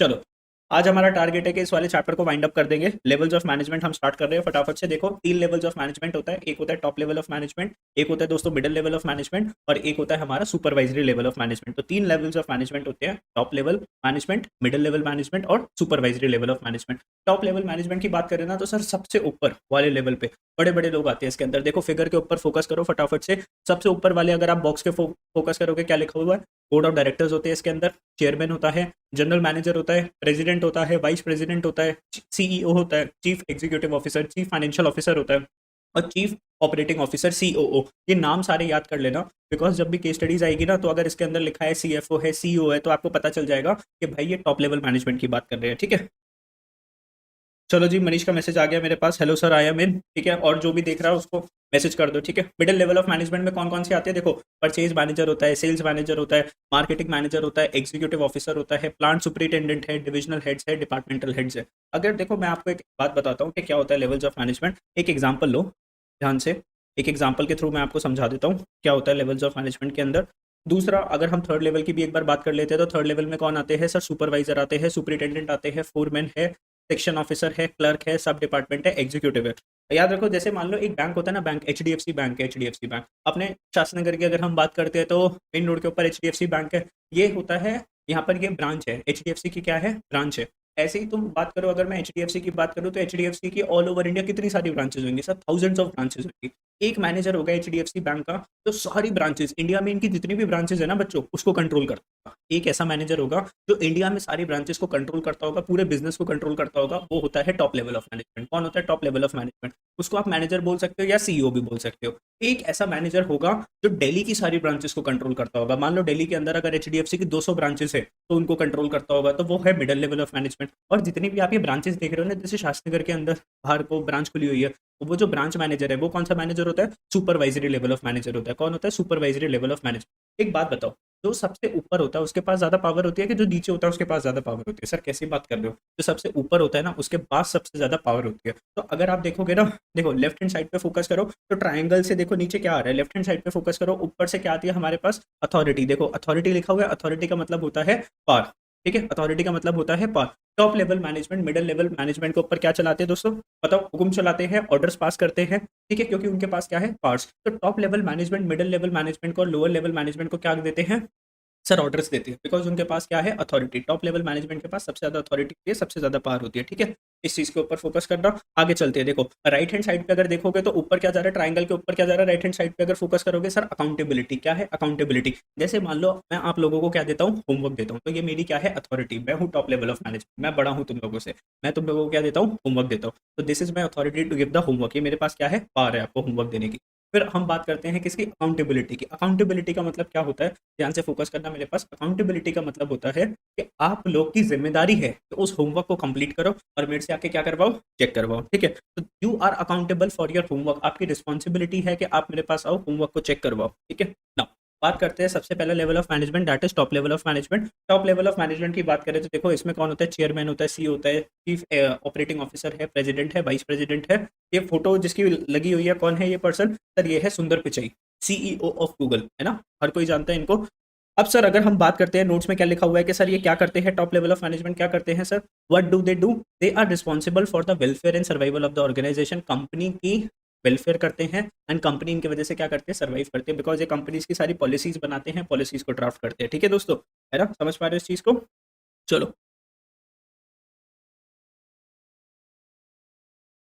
दूसरा अब हम बात करते हैं सर, ये एनालाइज करते हैं बिजनेस एनवायरनमेंट को। तो बिजनेस एनवायरनमेंट को ये लोग क्या करते हैं भाई, एनालाइज करते हैं बिजनेस एनवायरनमेंट को, कि बिजनेस एक्सटर्नल एनवायरनमेंट में कोई चेंज आ रहा है क्या, एक्सटर्नल एनवायरनमेंट में कोई चेंज आ रहा है, तो उस एक्सटर्नल एनवायरनमेंट के हिसाब से अपनी कंपनी के इंटरनल एनवायरनमेंट के अंदर चेंज करते हैं। तीसरे पॉइंट की अगर हम बात करते हैं, formulate overall organisational goals and strategies. भाई कंपनी को रन करने के लिए जो है ना, बहुत सारी स्ट्रैटेजीज बनानी पड़ती है कि हम अपने कॉम्पिटिटर से कैसे आगे निकलें। ये स्ट्रैटेजीज और पॉलिसीज बनाने का काम किसका होता है, टॉप लेवल मैनेजमेंट का होता है। ठीक है, वो पॉलिसीज बनाते हैं और इसको किसको बताते हैं, मिडिल लेवल ऑफ मैनेजमेंट को बताते हैं, और मिडिल लेवल ऑफ मैनेजमेंट उस पॉलिसी को इंप्लीमेंट करवाती है, मतलब सारे जन उस पॉलिसी को फॉलो करें। ये कौन रिस्पॉन्सिबल होता है इस चीज के लिए, मिडिल लेवल ऑफ मैनेजमेंट।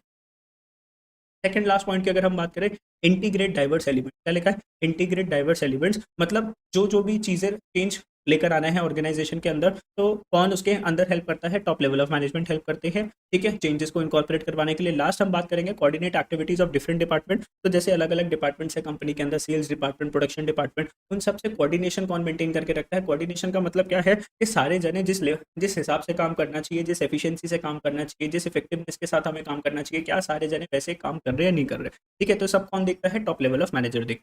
आगे देखो, एक और काम करते हैं यहाँ पर, देखो टॉप लेवल मैनेजर्स की कुछ और हम यहाँ पर फंक्शंस की बात करते हैं, क्या करते हैं, और टॉप लेवल मैनेजर्स इन चीज़ों को, पॉइंट्स को ध्यान से अपने रजिस्टर में लिख लेना, बिकॉज जब ये केस स्टडीज के अंदर आती है ना तो मुश्किल हो जाता है केस स्टडीज को हैंडल करना। सबसे पहले पॉइंट में अगर आप ऊपर देखोगे तो सबसे पहले पॉइंट में क्या आ रहा है, लाइजन विद आउटसाइड वर्ल्ड, मतलब बाहर वाले लोगों के साथ क्या बनाते हैं सर, ये टाइप्स करते हैं, ठीक है, बिजनेस के साथ मर्जर्स करते हैं, दूसरों के साथ हाथ मिलाते हैं और कंपनी में क्या लेकर आते हैं, बिजनेस लेकर आते हैं। सेकंड पॉइंट में क्या लिखा है, welfare and survival of the organisation, भाई कंपनी के वेलफेयर सर्वाइवल कौन करता है sir, top level of management करते हैं। थर्ड पॉइंट में क्या लिखा है, ऑर्गेनाइजिंग एक्टिविटीज का, कंपनीज में कितनी सारी एक्टिविटीज होती है, उन सारी एक्टिविटीज को कौन ऑर्गेनाइज करवाता है, टॉप लेवल ऑफ मैनेजमेंट करवाते हैं। Analyse business environment and it's implication, sir बाहर के बिजनेस एनवायरनमेंट को देखते हैं कि उसमें कौन कौन से चेंजेस आते हैं और उन चेंजेस को अपनी कंपनी के अंदर क्या करते हैं, इनकॉर्पोरेट करते हैं। Assembling all the resources, sir business में जिन जिन रिसोर्सेज की जरूरत है, ठीक है, वो रिसोर्सेज प्रोवाइड करते हैं एम्प्लॉइज को, ताकि एम्प्लॉइज को कोई प्रॉब्लम नहीं होनी चाहिए बिजनेस के अंदर काम करने के लिए। फिर बात करते हैं framing plans and policies, the plans and policies के अंदर कुछ चेंज करना है, ठीक है, हमें ऐसा लग रहा है कि एम्प्लॉइज़ का थोड़े से टाइम को हमें इंक्रीज करना चाहिए, टाइम को डिक्रीज कर देना चाहिए, या बिजनेस में कुछ एथिकल कोड ऑफ कंडक्ट को चेंज करना है, तो ये सारे पॉलिसी बनाने का कौन काम करता है, टॉप लेवल ऑफ मैनेजमेंट करते हैं। लास्ट पॉइंट में क्या लिखा है, determining objectives to integrate diverse elements and coordinate the activities, ये भी मैंने आपको समझा दिया, ठीक है। चलो फिर बात करते हैं मिडिल लेवल ऑफ मैनेजमेंट की। मिडिल लेवल ऑफ मैनेजमेंट में कौन आते हैं सर, डिविजनल हेड आते हैं, जैसे प्रोडक्शन डिपार्टमेंट का हेड हो गया, सेल्स डिपार्टमेंट का हेड हो गया, मार्केटिंग डिपार्टमेंट का हेड हो गया। सर इनका क्या काम क्या होता है, फटाफट से अगर इसके ऊपर फोकस करते हो आप, इनका काम क्या है मिडिल लेवल ऑफ मैनेजमेंट का।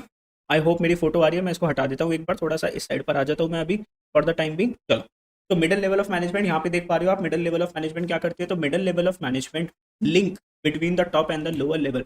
तो मिडिल मैनेजमेंट मैंने क्या बोला था सर, ये टिक्की है, जैसे आपके बर्गर के अंदर टिक्की होती है ना, ऊपर से कौन इनको प्रेस कर रहा है sir, top level of management press कर रही है, नीचे से कौन प्रेस कर रहा है मिडिल लेवल ऑफ मैनेजमेंट को, sir lower level of management उनको प्रेशराइज कर रही है। ध्यान से देखना, it is a link. Middle level managers क्या है सर, ये लिंक है टॉप के बीच में एंड लोअर के बीच में, subordinate to the top and superior to the first line managers.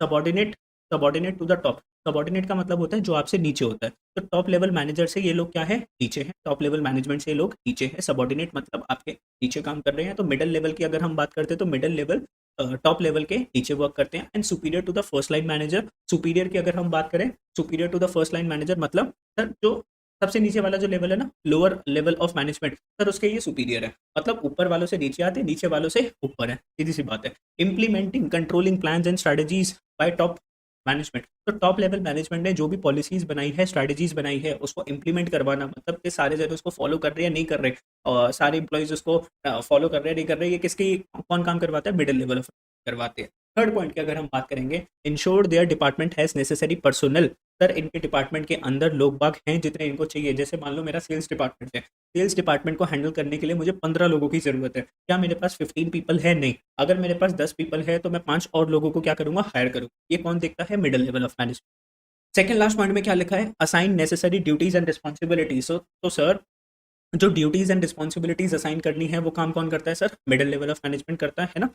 Next last point, motivate to achieve desired result, sir कोई एम्प्लॉय को अगर मोटिवेट करना है तो middle level of management motivate करेंगे कि चल बाबू चल फटाफट से काम कर, अगर तू कंपनी के लिए अच्छा काम करके देगा तो कंपनी तेरी सैलरी को बढ़ा देगी। लास्ट पॉइंट में क्या लिखा है, corporate with other department for smooth, जो मिडिल लेवल ऑफ मैनेजर्स है ना, वो सारे डिपार्टमेंट के साथ क्या करता है सर, मीटिंग करता है, अगर किसी कोई भी डिपार्टमेंट आगे पीछे हो रहा है तो उनको क्या करता है सर, एक लाइन में काम करवाता है। जैसे कि लेट सपोज अगर मैं एक शर्ट बना मैन्युफैक्चरिंग वाली कंपनी, मैं कौन सी कंपनी हूँ, शर्ट मैन्युफैक्चरिंग कंपनी, मेरे पास एक ऑर्डर आया शर्ट बनाने का एंड मैं एक रॉ मटेरियल लेकर आया, तो सर जो मैन्युफैक्चरिंग डिपार्टमेंट है उस डिपार्टमेंट ने क्या करा कि सिर्फ कॉलर कॉलर बना लिया, उन्होंने प्रॉपर कोऑर्डिनेशन नहीं रखा, उन्होंने जो कपड़ा जो है ना उससे सिर्फ क्या बना, कॉलर कॉलर बना लिए, कपड़ा ही नहीं बचा बाकी की शर्ट बनाने के लिए। अब देखो कितनी बड़ी दिक्कत हो गई सर, अब तो हमारे पास रॉ मटेरियल ही नहीं है, कोई भी शर्ट कंप्लीट नहीं हो पाई, हमने सिर्फ क्या बना लिए, शर्ट्स के कॉलर बना लिए, बाकी की शर्ट्स तो हो नहीं पाई, तो प्रॉपर कोऑर्डिनेशन नहीं था, जिस वजह से कंपनी के रिसोर्सेज क्या हो जाते हैं दोस्तों, वेस्ट हो जाते हैं, ठीक है। थर्ड लेवल ऑफ मैनेजमेंट क्या हो गया, अब अगर आप नोट्स को देखोगे ना तो मैंने इंपॉर्टेंट वर्ड्स को येलो कलर से क्या कर दिया आपके लिए, उनको मैंने मार्क कर दिया है ना, उन वर्ड्स के ऊपर अगर आप फोकस करोगे तो आपका आंसर ऑटोमेटिकली बन जाएगा, ज़्यादा आपको मेहनत करने की जरूरत नहीं है, बिकॉज जो मेहनत करनी थी मैंने नोट्स के अंदर आपको प्रोवाइड करके दी है। चलो अब इस साइड पर आ जाते हैं हम, ताकि उस साइड का दिख जाए हमें। चलो सुपरवाइजरी या फिर ऑपरेशनल मैनेजमेंट, सुपरवाइजरी या फिर ऑपरेशनल मैनेजमेंट सबसे नीचे वाले लेवल्स ऑफ मैनेजर, जैसे आप बैंक की ब्रांच के अंदर विजिट करते हो ना तो ये होते हैं ब्रांच मैनेजर्स, ये लोअर लेवल ऑफ मैनेजमेंट पे काम करते हैं, ठीक है, किस पे काम करते हैं, लोअर लेवल ऑफ मैनेजमेंट काम करते हैं। इनका काम क्या है, सुपरवाइजरी ऑपरेशनल मैनेजमेंट का, ध्यान से देखना, oversee the efforts of workforce. Sir इनके नीचे जो वर्कर्स, अब जैसे ये ब्रांच है हमारी यहाँ पे एचडीएफसी बैंक की ब्रांच है, उसका जो मैनेजर है वो देखता है क्या उसके ब्रांच के जो एम्प्लॉइज है वो अच्छे से काम कर रहे हैं नहीं कर रहे, interact with the actual work, वो जाकर उनसे बात करते हैं, अगर कोई ढंग से काम नहीं करता तो पूछते हैं हाँ भाई तू आजकल अच्छे से काम नहीं कर रहा, क्या प्रॉब्लम हो गई ऐसी। Pass on the instruction of the middle level management to the workers. Sir ऊपर से जो भी ऑर्डर्स आते हैं वो ये ब्रांच मैनेजर्स पास करते हैं अपने ब्रांच के एम्प्लॉइज को कि भाई आज के बाद से आपको ये पॉलिसीज और स्ट्रैटेजीज को फॉलो करना है, ऊपर से ऑर्डर आए हैं। फोर्थ पॉइंट की बात करते हैं, quality of output maintained, waste minimise. क्या इंश्योर करते हैं कि सर इनकी जो ब्रांच की जो क्वालिटी है ना, जो सर्विसेज है वो मेंटेन होनी चाहिए, वेस्टेजेस नहीं होनी चाहिए, सेफ्टी स्टैंडर्ड्स मेंटेन होने चाहिए। All this depends on the hard work, discipline and loyalty of the worker. सारा का सारा किस चीज़ के ऊपर डिपेंड करेगा, वर्कर्स के हार्ड वर्क के ऊपर, डिसिप्लिन के ऊपर एंड लॉयल्टी के ऊपर। आई होप अब हर चीज़ आपकी क्लियर है। किसी चीज़ में अगर प्रॉब्लम है तो फटाफट से मुझे क्या कर दो, कमेंट करके बता दो कि सर किसी चीज़ में प्रॉब्लम है, तो मैं उस चीज़ को दोबारा से एक्सप्लेन कर दूँगा। ठीक है, वेटिंग फॉर योर कमेंट।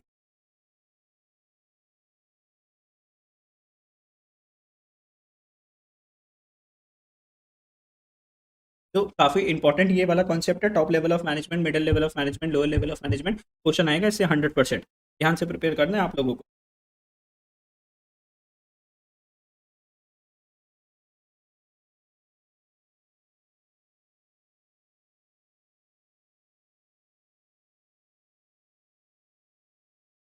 चलो, आई गेस,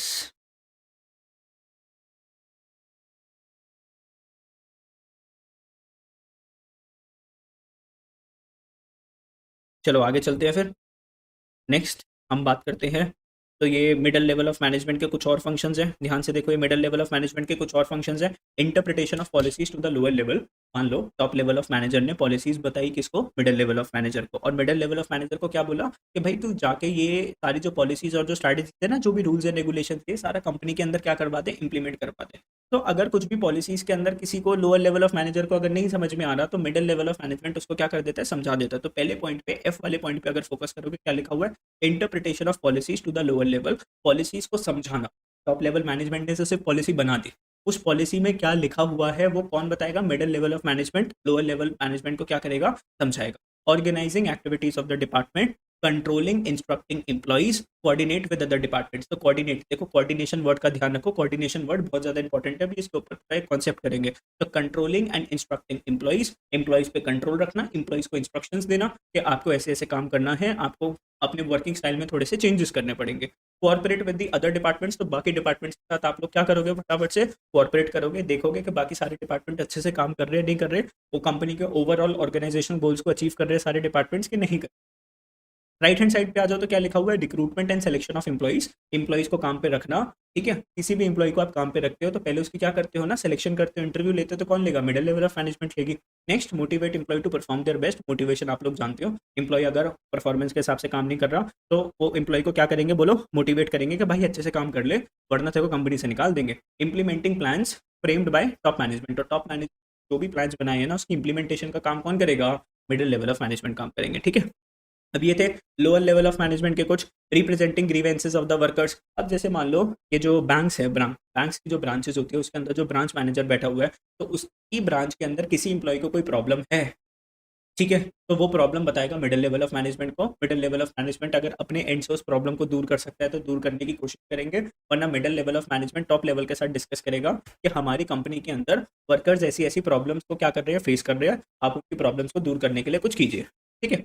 नेक्स्ट क्या है, good working conditions. Good working conditions या फिर सेफ्टी ऑफ वर्कर्स। तो सेफ्टी ऑफ वर्कर्स कौन मेंटेन करके रखेगा, भाई जो ब्रांच का मैनेजर है वो देखेगा कि हम हमारी ब्रांच के अंदर जितने भी इंप्लॉइज है क्या उनको काम करने में कोई प्रॉब्लम तो नहीं आ रही। Boosting the moral of the workers. अब भाई ब्रांच के अंदर कोई इंप्लॉई है वो काम नहीं करना चाह रहा, थोड़ा सा परेशान हो गया है, काफी ज्यादा टेंशन में है, तो हम थोड़ी ना मिडिल लेवल ऑफ मैनेजमेंट को बुलाएंगे कि सर यहाँ पर आओ, एक इंप्लॉय काम नहीं कर रहा, आके इसको थोड़ा सा मोटिवेट करो, पीठ थपथपाओ इसकी, नहीं।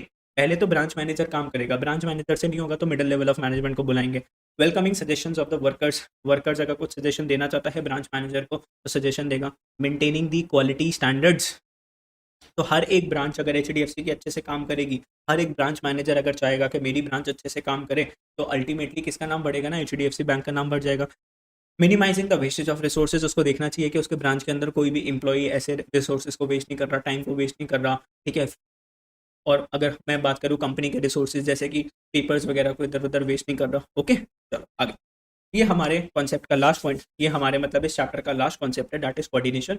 और कोऑर्डिनेशन यकीन मानना दोस्त बहुत ज़्यादा इंपॉर्टेंट कॉन्सेप्ट है, ध्यान से पढ़ लेना है इसको, बिकॉज केस स्टडीज बनेगी इससे। कोऑर्डिनेशन का मतलब क्या होता है? तालमेल बनाना। क्या बनाना? तालमेल बनाना। भाई जैसे सेल्स डिपार्टमेंट और फाइनेंस डिपार्टमेंट है, एक एग्जांपल देता हूँ आपको। देखो सेल्स डिपार्टमेंट का क्या काम होता है? सेल्स करवाना, ज़्यादा से ज़्यादा चीज़ों को बेचना। देखो सेल्स डिपार्टमेंट का टारगेट है कि हम ज़्यादा से ज़्यादा कंपनी का सामान को बेच देंगे। ठीक है, अब सेल्स डिपार्टमेंट ने क्या करा ना, सामान बेचना है उनको, तो बस उन्होंने 50% का डिस्काउंट लगाया और कंपनी का सारा गोडाउन खाली करवा दिया, सारा का सारा सामान बेच। ये सारा जो सेल्स का जो इन्फॉर्मेशन है किसके पास गई? फाइनेंस डिपार्टमेंट के पास गई, अकाउंट्स डिपार्टमेंट के पास गई। उन्होंने देखा कि भाई कंपनी को तो इस साल प्रॉफिट ही नहीं हुआ। क्यों नहीं हुआ प्रॉफिट? क्योंकि सर जो सेल्स डिपार्टमेंट है ना, उन्होंने क्या करा, फाइनेंस डिपार्टमेंट से तो पूछा नहीं कि हम अपने प्रोडक्ट के ऊपर कितना डिस्काउंट दें ताकि कंपनी को प्रॉफिट हो और हम ज़्यादा से ज़्यादा सेल्स कर पाए। देखो फाइनेंस डिपार्टमेंट, अकाउंटिंग डिपार्टमेंट या सेल्स डिपार्टमेंट को एक साथ बैठना चाहिए और डिस्कशन करना चाहिए कि मैक्सिमम हम अपने प्रोडक्ट पे कितना डिस्काउंट दे सकते हैं ताकि सर हमारा प्रोडक्ट भी बिक जाए और कंपनी को भी फायदा हो। तो फाइनेंस डिपार्टमेंट ने बोला, फाइनेंस डिपार्टमेंट से उन्होंने पूछा नहीं, सेल्स डिपार्टमेंट वालों ने, उन पागलों ने क्या करा, 50% का डिस्काउंट लगाया और फिर माल तो कंपनी का आंधी तूफान की तरह सारे कस्टमरों ने खरीद लिया।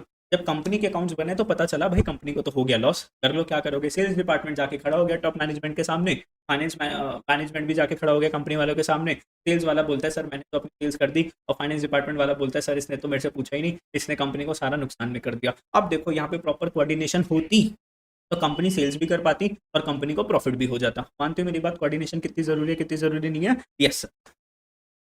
आई होप आपको वीडियो अच्छी लग रही है ना? लग रही है तो बताओ। अभी भी ऐसे बच्चे हैं बहुत ज़्यादा, मैं क्या बोलूँ, कि आते ही नहीं है बिल्कुल भी, जो पढ़ना नहीं चाहते, है ना? चलो देखते हैं आगे। कोऑर्डिनेशन में क्या लिखा हुआ है? सबसे पहले definition, coordination is the process by which manager synchronises the activities of different department is known as coordination. तो द प्रोसेस, कोऑर्डिनेशन एक प्रोसेस है जिससे मैनेजर सिंक्रोनाइज करता है, मतलब एक साथ चलाता है, सारी चीजों को एक साथ रन करता है। किसको? एक्टिविटीज को, अलग अलग डिपार्टमेंट्स की, चाहे वो सेल्स डिपार्टमेंट है, चाहे वो प्रोडक्शन डिपार्टमेंट है, चाहे वो फाइनेंस डिपार्टमेंट है, तो सारे डिपार्टमेंट की रेलगाड़ी वो इकट्ठे चलाता है, उसको क्या बोलते हैं? Coordination. Coordination is the force, sir ये ऐसी फोर्स है जो बाइंड करती है all the other functions of the management. तो मैनेजमेंट के बहुत सारे फंक्शंस हैं, उन सारे फंक्शंस को बांध के एक साथ उसको आगे लेकर जाते हैं कंपनी को। अल्टीमेटली देखो मैनेजर को क्या करना है, कंपनी के ओवरऑल ऑर्गेनाइजेशनल गोल्स को अचीव करवाना है ना, तो कैसे करवाएंगे? With proper coordination. सबको एक साथ आगे चलना पड़ेगा, एक लाइन में चलना पड़ेगा, है ना? ऐसा नहीं कि कोई इधर जा रहा है, कोई दूसरा डिपार्टमेंट अपनी मर्जी से जो मर्जी काम कर रहा है, ऐसा नहीं चलेगा बिल्कुल भी। नेक्स्ट हेडिंग क्या डली हुई है? Coordination the essence of management. मतलब मैनेजमेंट में कोऑर्डिनेशन होनी तो सबसे ज्यादा जरूरी है। अगर मैनेजमेंट में कोऑर्डिनेशन नहीं है तो यकीन मानना दोस्तों, कंपनी कभी भी ग्रो नहीं कर पाएगी, है ना? देखो पहला पॉइंट क्या लिखा हुआ है? Coordination is needed to perform all the functions of management के जो भी फंक्शंस हैं, planning, organising, directing, staffing, controlling, ये सारी की सारी अगर हम बात करें तो यहाँ पे क्या चाहिए? हमें कोऑर्डिनेशन चाहिए। Coordination is required at all the levels. भाई कोऑर्डिनेशन टॉप लेवल मैनेजमेंट को भी चाहिए, कोऑर्डिनेशन मिडिल लेवल मैनेजमेंट को भी चाहिए, coordination lower level of management को भी चाहिए। Coordination is most important functions of an organisation. तो सारे फंक्शंस में से सबसे इंपॉर्टेंट फंक्शन कौन है ऑर्गेनाइजेशन का दोस्तों? कोऑर्डिनेशन। ठीक है, डन सर डन। समझ में आया हमें इतना? इतना आप लोगों को समझ में आना चाहिए। अब सर कुछ फीचर्स है कोऑर्डिनेशन के, एक बार हेडिंग्स यहाँ से पढ़ लेते हैं एंड फिर सर थ्योरी को पढ़ लेंगे हम लोग। देखो क्या लिखा हुआ है सबसे पहले फीचर्स के ऊपर। फीचर्स ऑफ कोऑर्डिनेशन, इंटीग्रेट करता है ग्रुप एफर्ट्स को। एक बार सिर्फ हेडिंग्स के ऊपर फोकस करो। Coordination integrates unity of efforts, coordination integrates group efforts, coordination is a continuous process, coordination is pervasive, coordination is the responsibility of all managers and it is a deliberate. तो ये सारी थी headings इसकी, इसके features की। ठीक है, यहाँ पर अगर आप देखोगे तो ये क्या आ रहा है? Continuous process. ग्रीन कलर के बॉक्स में जो लिखा है वो क्या है? Coordination is a continuous process. तो ये तो सारी आपकी फीचर है। आपको क्या करना चाहिए ना, फटाफट से इन फीचर्स की एक हेडिंग डालनी चाहिए। रजिस्टर खोलो, हेडिंग डालो एंड फटाफट से फीचर्स ऑफ कोऑर्डिनेशन और सारे पॉइंट्स को लिख लो। फिर मैं सारे पॉइंट्स को आपको क्या करता हूँ, एक्सप्लेन करता हूँ एक एक। Coordinate integrates group effort. सबसे पहली हेडिंग क्या थी हमारी? कोऑर्डिनेशन इंटीग्रेट करता है,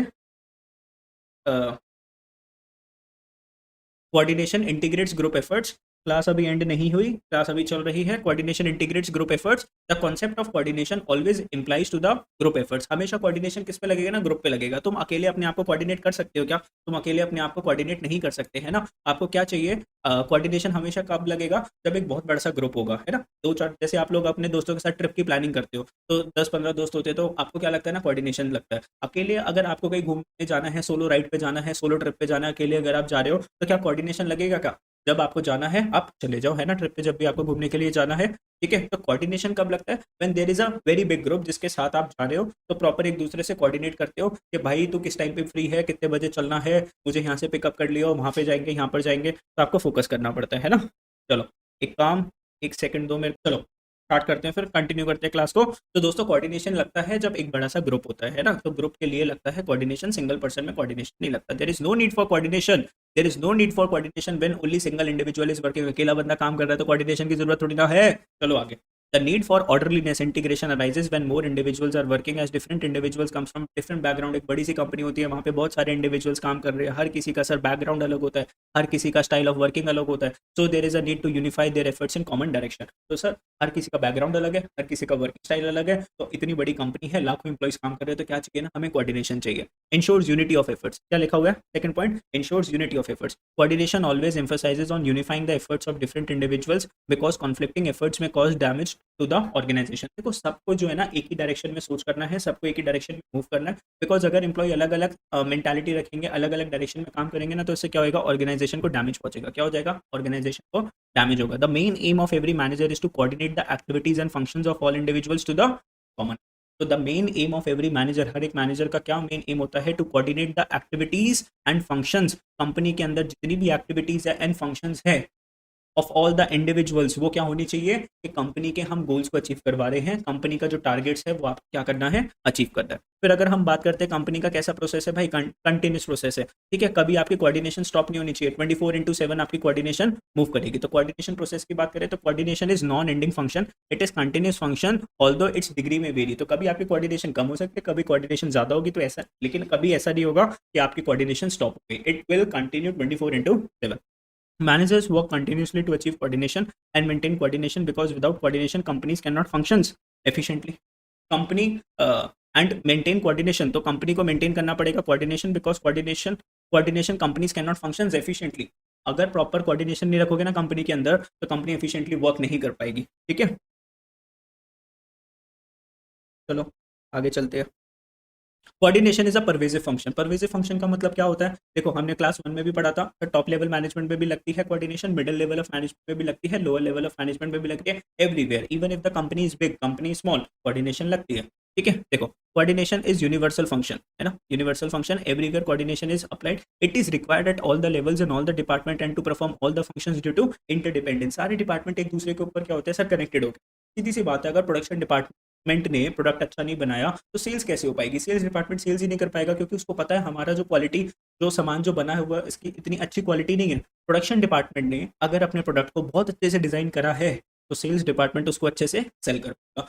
हर एक डिपार्टमेंट एक दूसरे के साथ क्या है, कनेक्टेड है। अगर फाइनेंस डिपार्टमेंट सेल्स डिपार्टमेंट को पैसे नहीं देगा, तो सेल्स डिपार्टमेंट एडवर्टीजमेंट करके कंपनी के प्रोडक्ट को कैसे बेच पाएगा ना। तो every department is connected with each other. Coordination is the responsibility of all managers. आगे चलते हैं। Coordination is not the task of only top level managers but managers working at different try to coordinate the activities of the organisation. Coordination सिर्फ एक manager की responsibility नहीं है, it is the responsibility of all the managers. Company में जितने भी managers हैं, in fact मैं बोलूँ सिर्फ मैनेजर्स फोकस नहीं करेंगे इस चीज़ के ऊपर, इवन अपने जो एम्प्लॉइज हैं ना उनको भी अपने मैनेजर्स के साथ क्या रखना पड़ेगा, प्रॉपर कोऑर्डिनेशन रखना पड़ेगा, जब भी कंपनी क्या कर पाएगी, ग्रो कर पाएगी। Coordination is a deliberate function. Every manager tries to coordinate the activities of organization to avoid confusion and chaos। भाई कोऑर्डिनेशन प्रॉपर क्यों होना चाहिए ना? जब आप दोस्तों के साथ ट्रिप प्लान करते हो तो कोऑर्डिनेट क्यों करते हो? ग्रुप बना लेते हो, 2-2 रात 3-3 रात पहले से आप लोग प्लानिंग कर रहे होते हो, ताकि एंड टाइम पे ना सर कंफ्यूजन ना हो, और ऐसा ना हो कि सर मतलब chaos हो गया, ठीक है, कि प्रॉपर प्लानिंग नहीं हो पाई, होटल्स वगैरह नहीं मिला हमें, ठीक है, या फिर मोड ऑफ ट्रांसपोर्टेशन नहीं मिली, ट्रेन छूट गई हमारी, फ्लाइट छूट गई हमारी, तो ऐसा chaos नहीं होना चाहिए, ठीक है।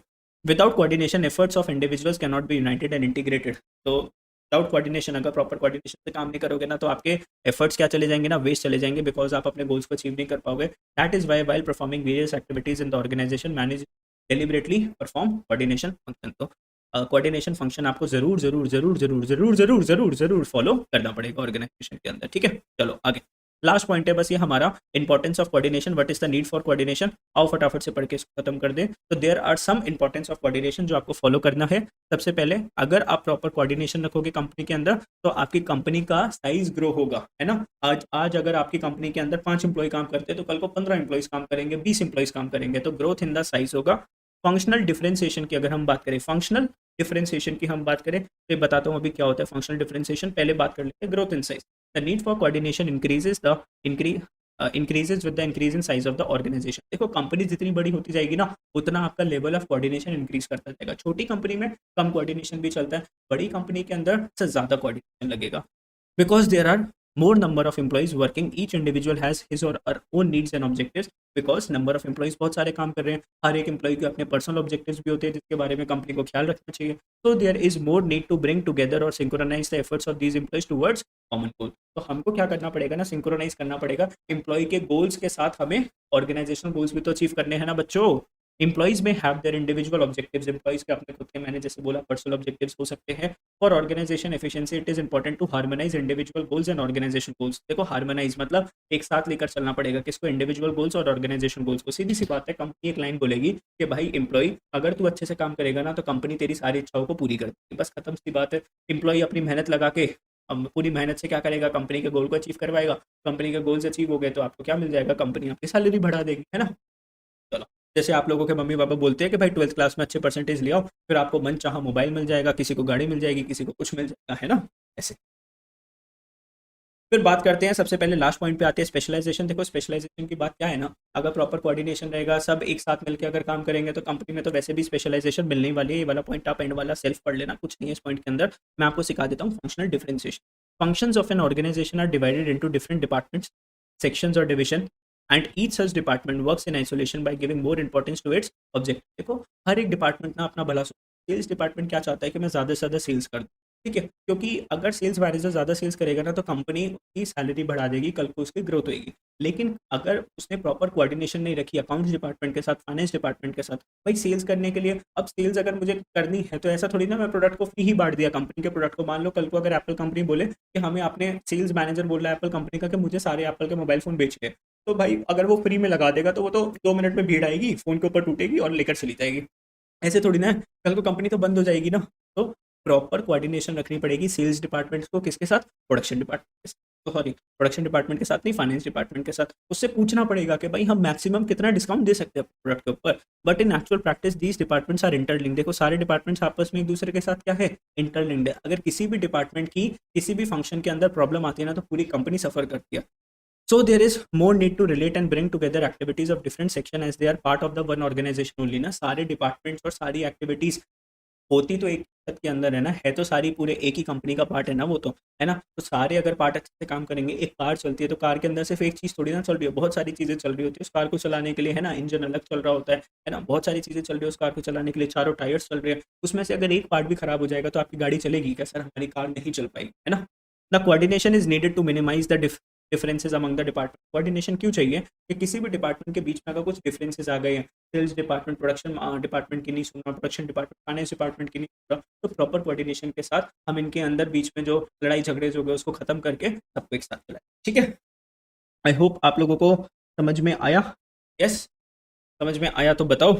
एंड आई होप आपका ये चैप्टर क्या हो गया, फिनिश हो गया। This was your last topic. अब मैं क्या डालूंगा ना, इसकी केस स्टडीज डालूंगा,